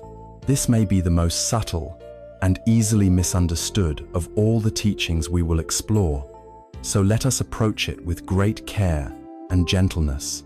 The wisdom of non-self is not a denial of your existence. It is not a nihilistic claim that you do not matter or that you are nothing. It is the very opposite. It is an exploration into the way you exist, a shift from seeing yourself as a static, separate noun to seeing yourself as a dynamic, interconnected verb. It is the discovery that you are not a thing, but a process. To begin this investigation, we can look at our own direct experience in this moment. The tradition suggests that what we call a self or a person is actually a dynamic interplay of 5 interconnected processes, known as the 5 aggregates. We don't need to get lost in complex doctrine. We can think of these simply as 5 currents that make up the river of our experience. The first is the current of form, or the body. Bring your awareness to your physical self right now. Feel the weight, the warmth, the sensations. Is this body a permanent, unchanging you, or is it a process? It is made of cells that are constantly dying and being replaced. It is a flow of energy, of sensations, of warmth, of coolness, of tingling, all in constant flux. You cannot find a static, unchanging thing in the body that you can point to and say, that is me. The body is a process. The second is the current of feeling. In any given moment, there is a tone of experience, pleasant, unpleasant, or neutral. A moment ago, you may have felt a pleasant sense of relaxation. Now, a memory might arise and bring an unpleasant feeling of sadness. Is this feeling you? Or is it a fleeting visitor, a temporary weather pattern that changes based on countless conditions? A feeling arises, it is known, and it passes away. It is not a solid, permanent self. It is a process. The third is the current of perception. This is the mind's function of labeling and recognizing. Your ears pick up a sound, and the mind immediately labels it. Car passing, dog barking, refrigerator, humming. A thought appears, and the mind labels it. Memory, worry. Is this automatic labeling function the real you? Or is it more like a piece of mental software running in the background, sorting and categorizing experience? It is a process. The fourth current is that of mental formations. This is the most complex category. It includes all our thoughts, our stories, our moods, our opinions, our anxieties, our hopes, our intentions. This is the part we most strongly identify with. We think, my thoughts are me, but as we have already seen, are they? Are you the author of your thoughts, or are you the witness of them? Do you decide your next thought before it appears? Or do thoughts simply arise in your awareness, unbidden, based on a vast web of causes and conditions? Like clouds in the sky, they are not solid, and they are certainly not permanent. This, too, is a process. The fifth and final current is that of consciousness itself. This is the raw capacity of knowing, the light of awareness that illuminates all the other processes. It is the knowing of the seeing, the knowing of the hearing, the knowing of the thinking. But is this consciousness a little me that lives inside the head? Or is it more like an open, boundless space in which the other four processes appear and disappear? When we look for the self in this way, when we deconstruct our experience into its component parts, we make a startling discovery. We cannot find a separate, independent, unchanging CEO in charge of the whole operation. There is no little driver in the machine. The self is not a thing, but a verb. It is the constant, dynamic, shimmering interplay of these five processes. The I is a convenient label we apply to this flowing, interconnected stream of body, feelings, perceptions, thoughts, and awareness. The most beautiful and powerful metaphor for understanding this is the wave in the ocean. Imagine a single wave rising from the vastness of the sea. For the short span of its existence, it has a distinct identity. It has a specific shape, a height, a speed, a unique way of catching the light. It might look at the waves around it and compare itself, thinking, I am taller than that wave, or I am not as graceful as that one. It might live in fear of its own end, the moment it will inevitably crash upon the shore. From its limited perspective, the wave believes it is a separate, individual entity whose existence is precious and precarious. But what is the wave? In truth, is it really separate from the ocean? Number. It is the ocean. It is the ocean expressing itself in a temporary, local form. Its entire being, its substance, is nothing other than water. There is no waveness separate from the water. And when it crashes on the shore, does it die? Does it cease to exist? Number. It simply merges back into the vast, boundless source from which it came. Its form dissolves, but its essential nature, the water, remains completely unharmed. It does not lose its life. It remembers its true identity as the ocean. We are like that wave. We believe ourselves to be separate, isolated individuals. We cling to our unique identity, our personal story, our successes and failures, and we live in fear of our own dissolution, the death of this precious ego. The wisdom of anatta invites us to see that we are not the wave, we are the ocean. The I that we cherish so much is just the temporary form that the vast ocean of life is taking in this moment. Our thoughts, our feelings, our very bodies are not ours in the sense of personal possessions. They are expressions of a universal process, movements of the same water that makes up every other wave. Realizing this does not annihilate us. It expands us. It connects us to everything. It is the end of alienation and the ultimate cure for loneliness. How does this profound philosophical insight help you when you are lying awake at 3 in the morning? It helps by fundamentally changing your relationship to your own suffering. It takes it all less personally. When a wave of anxiety rises in your chest, if you believe I am the wave, then you are tossed about. You are in a panic. You are drowning. But if you can remember, I am the ocean, then you can observe this wave of anxiety moving through you with a new sense of perspective and calm. It is no longer my anxiety. It becomes simply anxiety, an impersonal wave of energy arising and passing away within the vast space of your awareness. The personal sting is gone. The drama dissolves.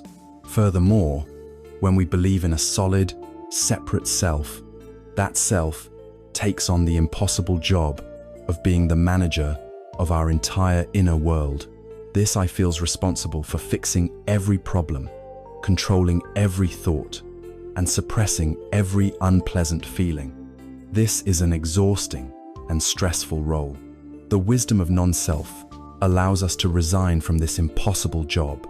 When we see that there is no separate CEO in charge, we can stop trying to micromanage everything. We can allow the system to self-regulate.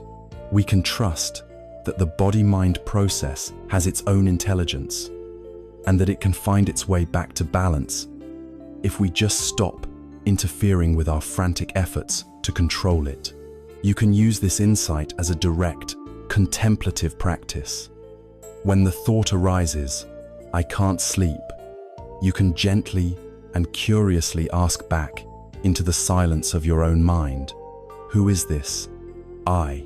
Who is it that is claiming this experience? Is it the body? The body is not complaining. It is just lying here, breathing. Is it the feeling of restlessness? But that feeling is changing from moment to moment. Is it the thought itself?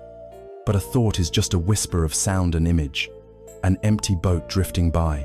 This gentle inquiry is not meant to be answered with a clever, intellectual response. It is a question designed to soften the rigid certainty of the I. It unravels the very center of the problem. When the I who claims to have the problem begins to dissolve under gentle investigation, the problem itself loses its footing. It is crucial to remember that this wisdom of non-self is not a grim proclamation of our non-existence. It is a joyful liberation from a small, constricted, and fearful identity. It is not that the wave is annihilated. It is that the wave joyfully realizes it is, and always has been, the entire, boundless, and immortal ocean.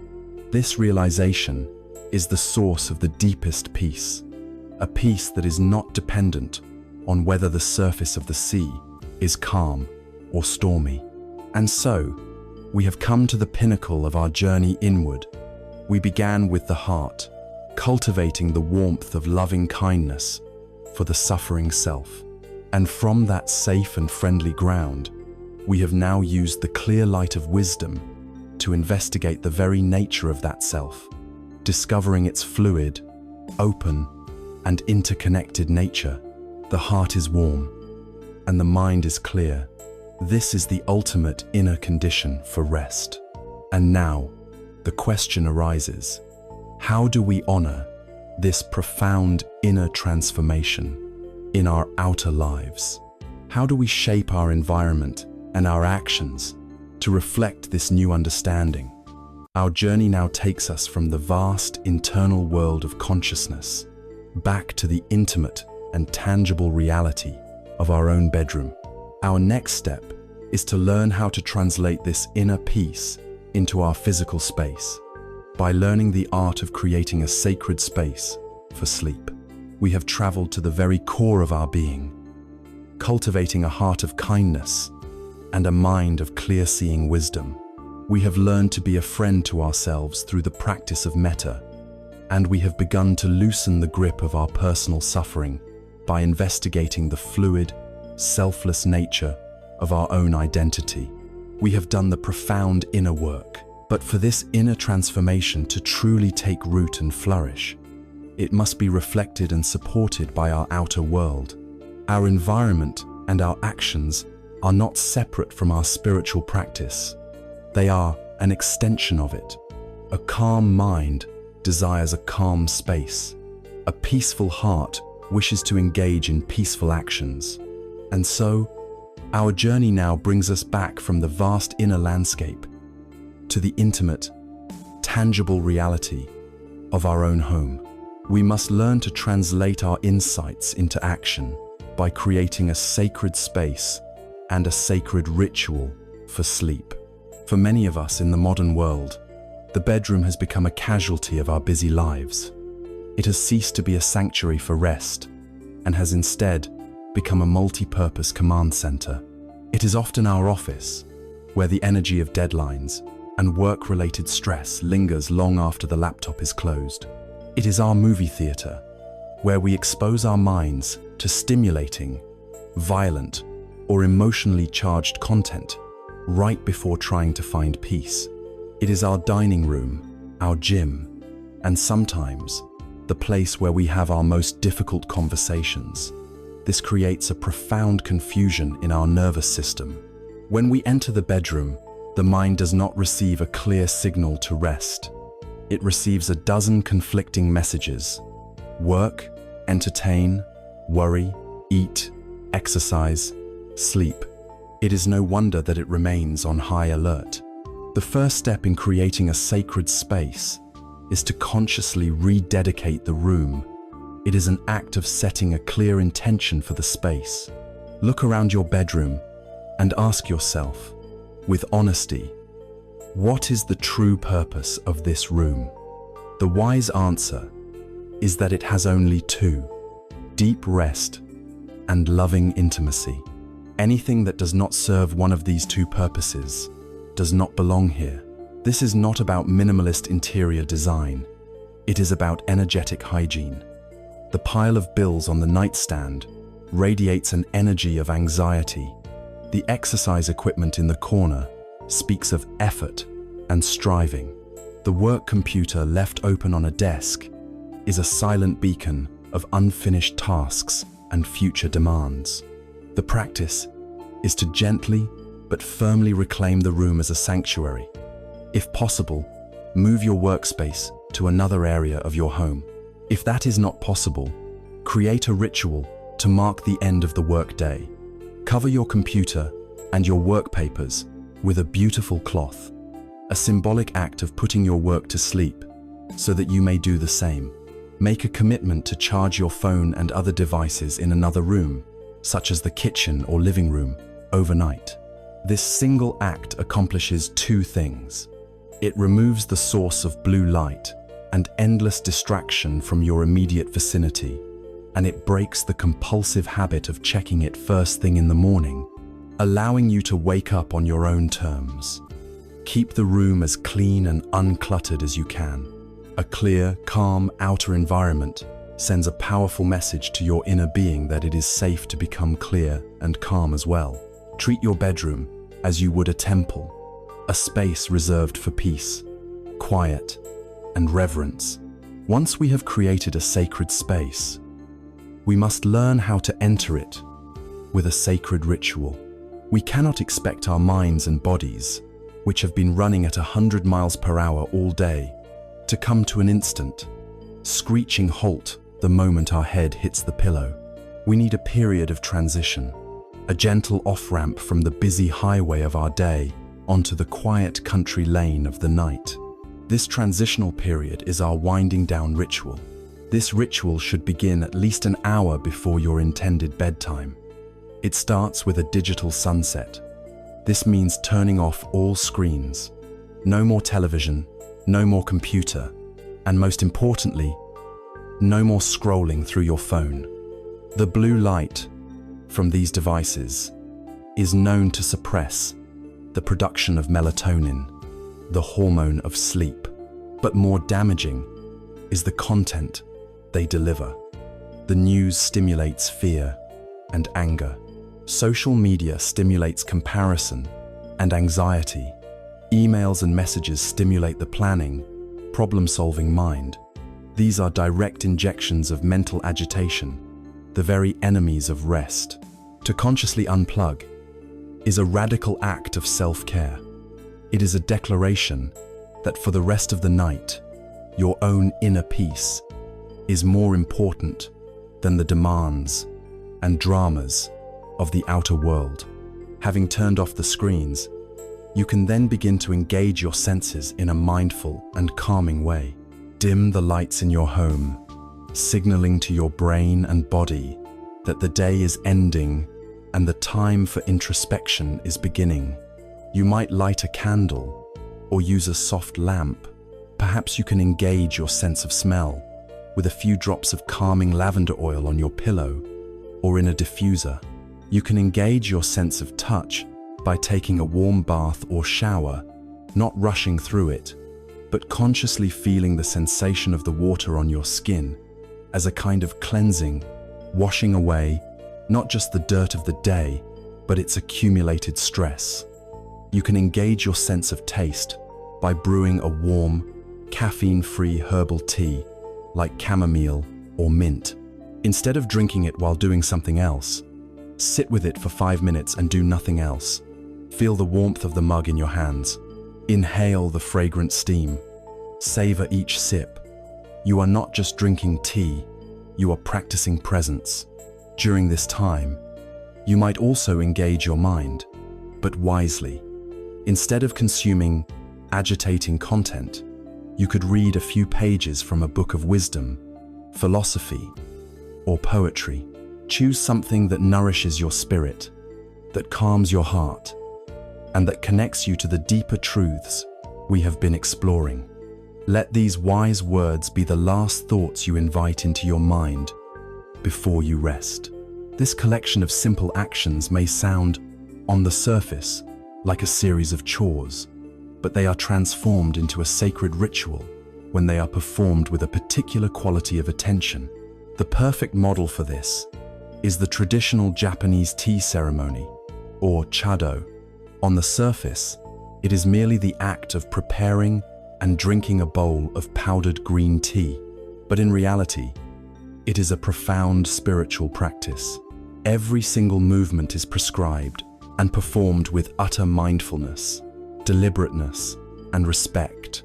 The folding of the napkin, the cleaning of the bowl, the whisking of the tea, the way the bowl is offered and received, each gesture is a meditation. This focused, reverent attention elevates a simple, mundane act into an experience of deep harmony, tranquility, and presence. You can bring this same spirit to your own winding down ritual. It can become your own personal tea ceremony. The act of brushing your teeth can be a 2-minute meditation, feeling the sensations in your mouth. The act of washing your face can be a moment of gentle self-care, honoring your body. The act of pulling back the covers on your bed can be done with the same care you would use to open the door of a temple. When you perform these simple actions with this quality of mindful reverence, you are sending a powerful, unambiguous signal to every level of your being. You are saying, "This time is sacred, this space is sacred, and I am worthy of this profound act of care and peace." You are no longer just getting ready for bed. You are consciously and beautifully preparing the vessel of your body and mind for the deep journey of rest. By creating a sacred space and a mindful ritual, you align your outer world with your inner aspirations. You create the most fertile and supportive conditions possible for peaceful sleep to arise naturally and effortlessly. You have honored the transition from the world of doing to the world of being. You have treated yourself with the reverence you deserve. And yet, sometimes, despite all our best efforts, despite the beautiful ritual and the pristine sanctuary, we may still find ourselves lying awake. Does this mean our practice has failed? Does it mean we are hopeless? Not at all. It simply means that the night has a different lesson to teach us. It is an invitation to reframe the experience of wakefulness itself, not as a failure or a problem, but as a unique and powerful opportunity for practice. It is an invitation to see the night not as an enemy, but as a teacher. You have done everything with sincerity and care. You have cleared and consecrated your space, transforming your bedroom into a sanctuary. You have moved through the world with mindfulness and engaged in a beautiful, sacred ritual to prepare your body and mind for rest. You have surrendered to the moment, let go of your stories, released the tension from your body, and relinquished your expectations. You lie in your bed, a vessel made ready for peace, and yet you are still awake. In this moment, it is so easy for the heart to sink. A familiar feeling of disappointment or even despair can arise. The inner critic, who had been quiet, may see its chance to return, whispering, "You see, it didn't work. Nothing works. You are hopeless." This is perhaps the most critical juncture in our entire journey. It is here that we are presented with a choice. We can fall back into the old story of failure and struggle, or we can choose to see this moment through a new lens, a lens of profound wisdom. What if this wakefulness is not a failure of your practice, What if it is the beginning of an advanced class? What if the night, in its great wisdom, has something to teach you that you could not possibly learn in the light of day? What if the night itself is your teacher? To understand this, we must first appreciate the unique gift that the night offers. During our waking day, our attention is constantly being pulled outward.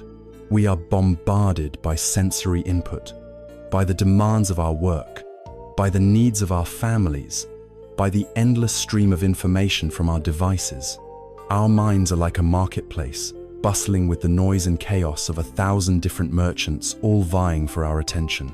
It is very difficult to find a moment of true silence, a space to clearly see the inner workings of our own consciousness. But at night, a great and beautiful stillness descends upon the world. The phones stop ringing, the emails stop arriving, the streets fall silent. The demands of the outer world recede. It is as if the entire world has conspired to create for you a perfect meditation retreat. Your bedroom becomes your monastery cell, and the quiet darkness becomes your teacher's chamber. This external silence has a powerful effect. It acts as a great amplifier for our inner world. The subtle whispers of the mind, which were drowned out by the noise of the day, now become clear and audible. The monkeys of the mind seem to chatter more loudly, not because they are more active, but because there is less background noise to compete with. For the person who is identified with their thoughts, this can feel like torture. But for a practitioner, for a curious explorer of the mind, this is an invaluable opportunity. You can finally see your own habits of mind with unprecedented clarity. You can observe the patterns of worry, the loops of rumination, the arising of fear, without the usual layers of distraction. The night, in its stillness, provides you with a perfect, clean laboratory for the study of yourself. We can reframe this experience as a kind of spiritual fitness training. You can think of these waking hours as your time in the mindfulness gym.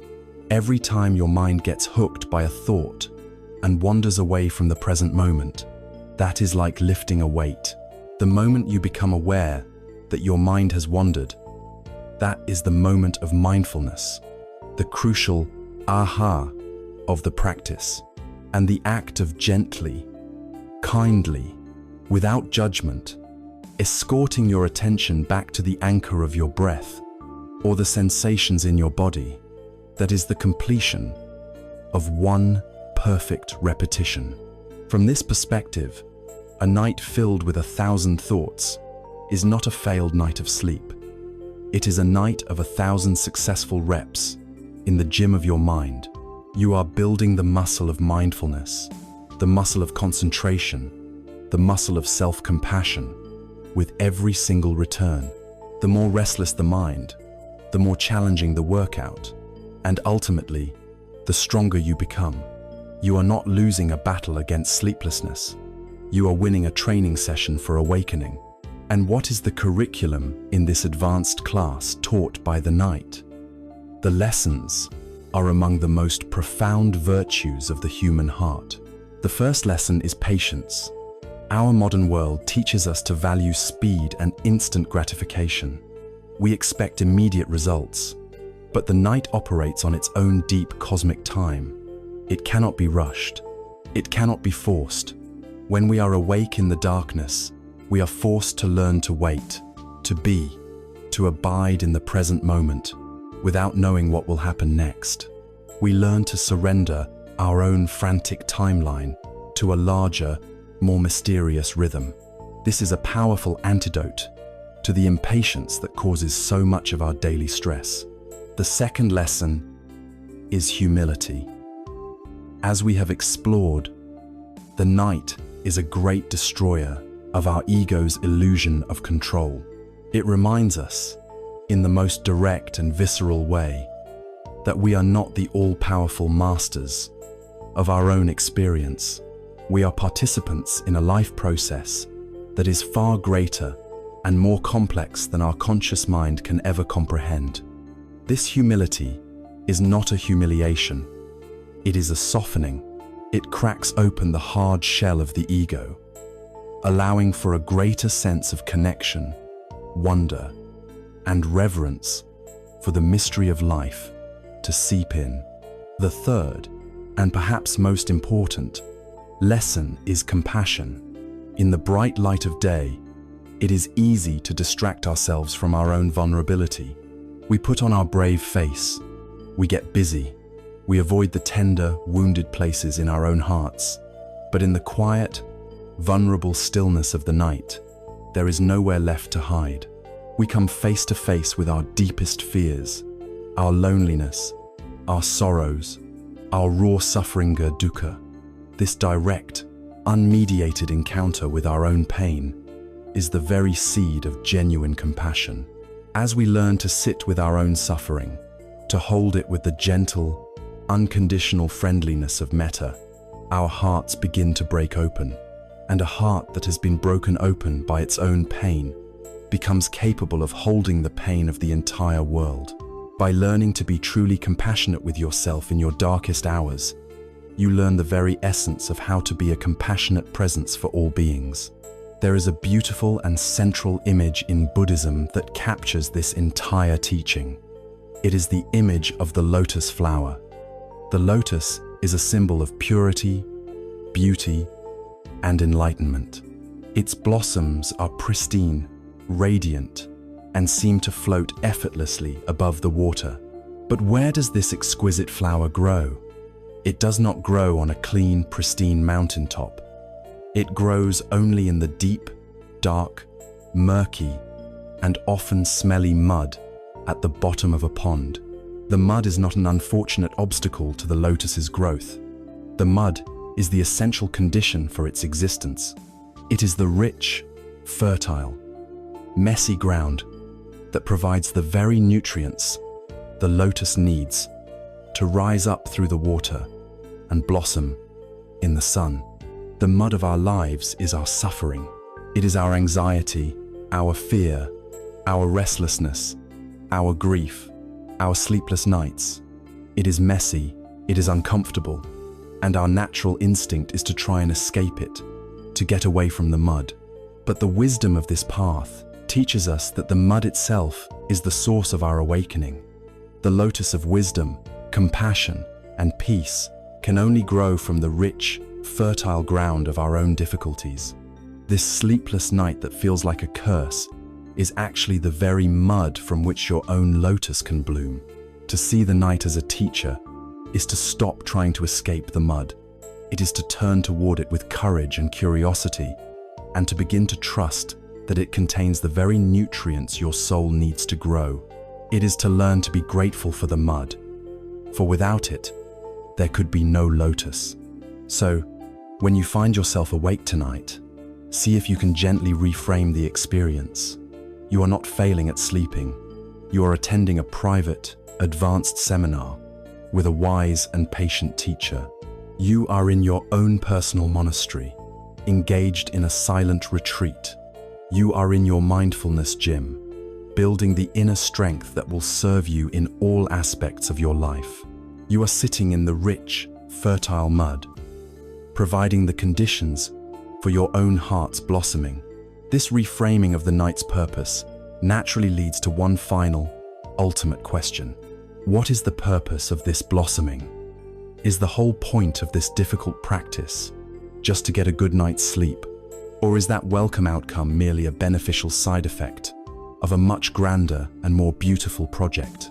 The skills we are honing here in the darkness, the patience, the humility, the clear-seeing mindfulness, the boundless compassion are not just skills for the night. They are the very skills that define a life of wisdom, peace, and freedom. And this recognition allows us to connect our humble, nightly practice to the highest aspiration of the human spirit. It allows us to see the path from sleep to true awakening. We have arrived at the final stage of our deep inquiry, the culmination of our long journey through the watches of the night. We have diagnosed the restless mind. We have cultivated a heart of faith, we have practiced the liberating art of letting go, and we have learned to reframe the darkness, not as an enemy, but as a wise and patient teacher. This journey has been profound, but it begs one final, essential question. What is the ultimate purpose of all this? Is the entire scope of this ancient and noble path truly aimed at nothing more than getting a better night's sleep? Or is a peaceful night's sleep merely one of the first and most beautiful flowers to bloom from a tree that is destined to bear a much more magnificent fruit? The answer is that our humble, nightly practice is, in fact, a perfect microcosm of the entire spiritual path.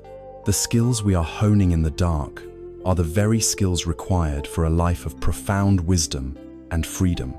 The journey from a restless night to a restful sleep is a miniature version of the ultimate human journey, the journey from sleep to true awakening. To understand this, we can think of our practice in terms of training.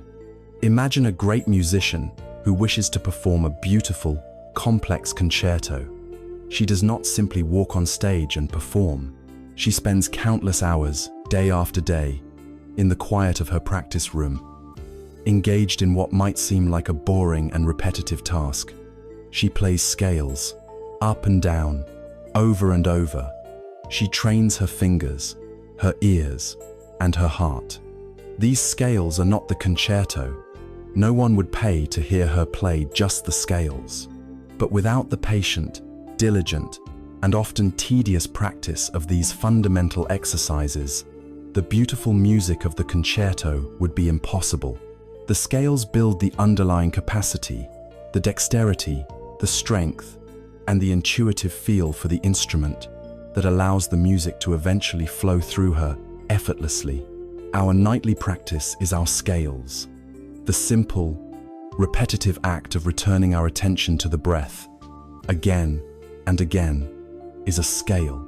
The practice of noticing a thought and letting it go, without judgment, is a scale.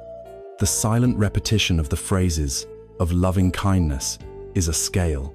In the quiet of our bedroom, our monastery cell, we are patiently and diligently practicing these fundamental exercises of the heart and mind. We are building the spiritual muscle memory.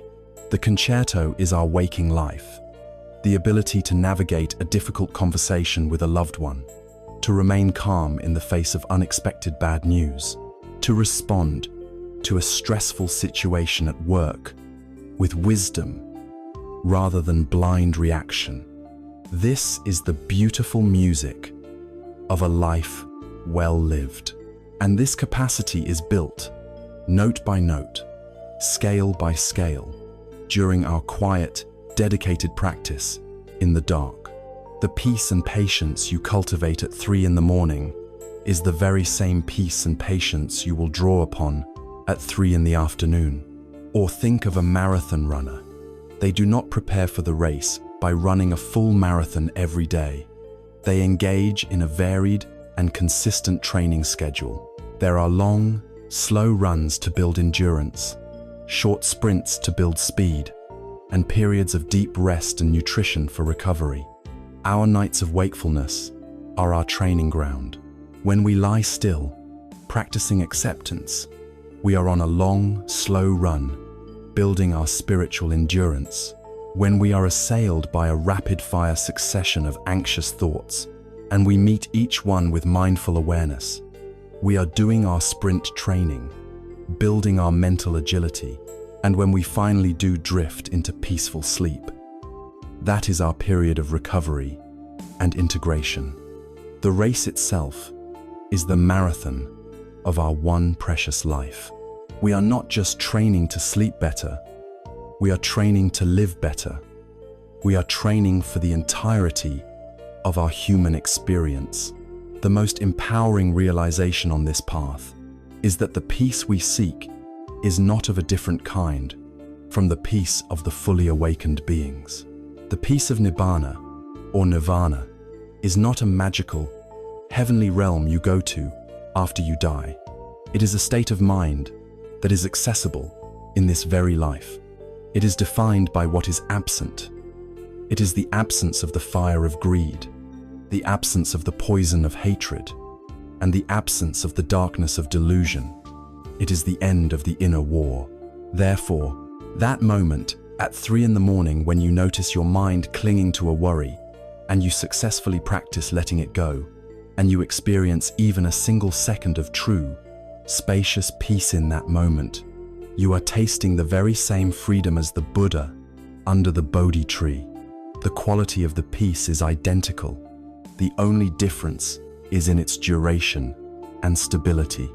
An unenlightened mind experiences these moments of peace as fleeting flickers. An enlightened mind abides in that peace continuously.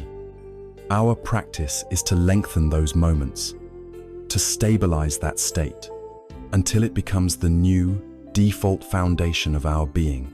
This makes the ultimate goal feel not like an impossible, mythical attainment, but a direct extension of a state we have already tasted for ourselves. There is an even deeper layer to this nightly training. We are not just practicing for life, we are also practicing for its end. The single greatest act of letting go that any of us will ever have to face is the moment of our own death. It is the ultimate surrender, the letting go of this body, of all our relationships, of all our accomplishments, of our very identity. For most people, this is a prospect of unimaginable terror, because we have spent our entire lives grasping, clinging, and identifying with things that are, by their nature, impermanent. We have no practice in the art of release, but every single night, we are given a priceless opportunity to rehearse for this great transition. The act of falling asleep is, in a very real sense, a small death. We must release our grip on the day that has passed.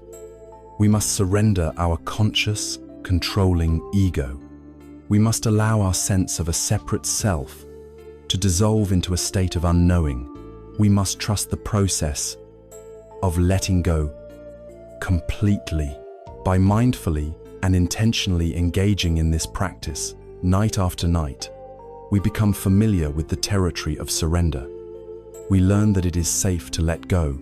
We learn that the dissolution of the egoic self is not an annihilation to be feared, but a peaceful return to a deeper ground of being.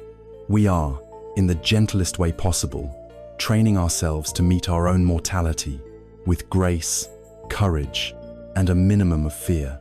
Our practice for a good night's sleep becomes a profound preparation for a good death, the final and most important act of our lives.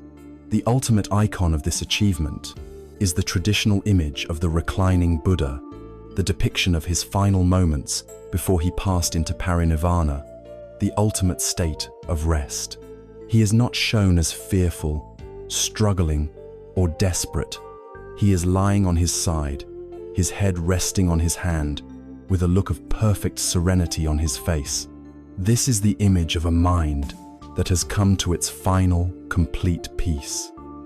It is a mind that has let go of everything and is therefore free from all disturbance.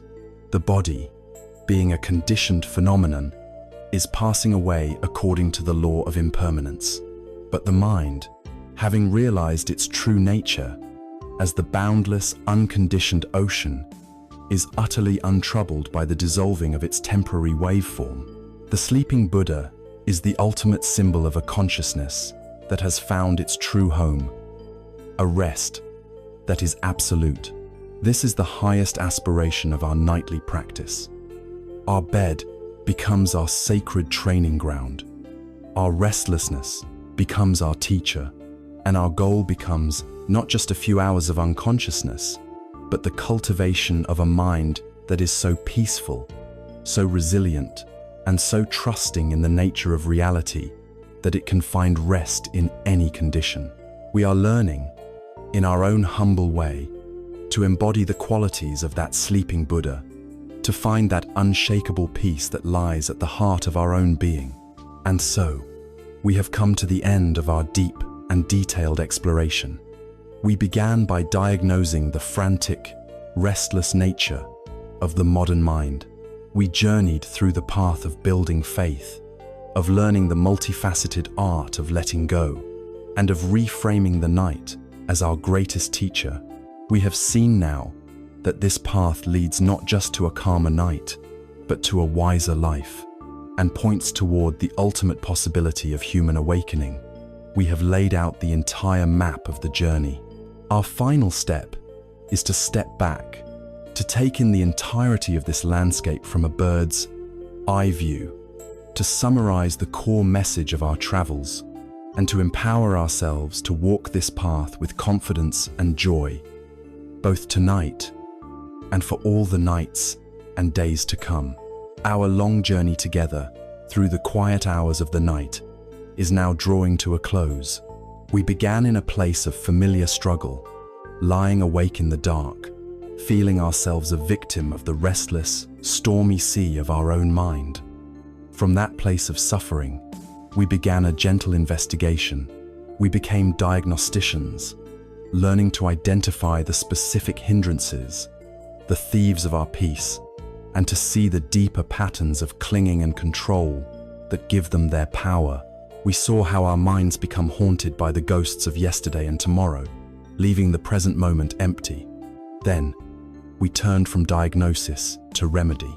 We began to cultivate the gentle, stabilizing power of faith, learning to trust in the simple anchor of the breath, in the liberating truth of impermanence, and in the profound, unshakable goodness of our own true nature. With this foundation of trust, we found the courage to practice the art of letting go, releasing our grip on the inner war, on our limiting stories, on the tension in our bodies, and on the heavy burdens of resentment and expectation. And finally, we learned to completely reframe our experience, to see the night not as an enemy, but as a wise teacher, and our practice not just as a quest for sleep, but as a direct path to a more awake and peaceful life. If there is a single, essential message to carry with you from this entire journey, let it be this: true and lasting peace is not the prize you win when you have finally eliminated all of your problems. It is not a destination that you will arrive at when your mind becomes perfectly silent, your life becomes perfectly ordered, and your sleep becomes perfectly uninterrupted. Peace is not the absence of the storm. Peace is the discovery of the vast, silent, and unharmed sky in which the storm is taking place. It is a fundamental shift in your relationship to your own experience. It is the ability to meet the inevitable waves of anxiety, restlessness, and discomfort with a heart that is spacious, kind, and non-resisting. Peace is not something you get from the outside. It is an inner quality, an inherent capacity, a state of being that is accessible to you right now, in this moment, regardless of whether you are awake or asleep. It is your true nature. And so, we leave you here, at the doorway of your own practice, but you do not go empty-handed. You now possess a toolkit of profound and practical skills, tested over thousands of years and verified by countless practitioners. You have the anchor of your breath, a constant friend, ready to bring you home to the present moment at any time. You have the wisdom of impermanence, a lens that reveals the transient, cloud-like nature of your most difficult thoughts and feelings. You have the practice of loving kindness, a method for transforming the cold voice of the inner critic into the warm embrace of a true friend. And you have the art of surrender, the secret to ending the inner war and finding rest, even in the midst of turmoil. Tonight, when you lie down to rest, you no longer need to do so with fear or dread. You are not a victim of the night. You are a practitioner. You are an explorer. You are the gentle gardener of your own heart. Every moment of wakefulness is an opportunity to practice. Every breath is an invitation to come home. The night is no longer a problem to be solved, but a sacred space for healing, for discovery, and for awakening.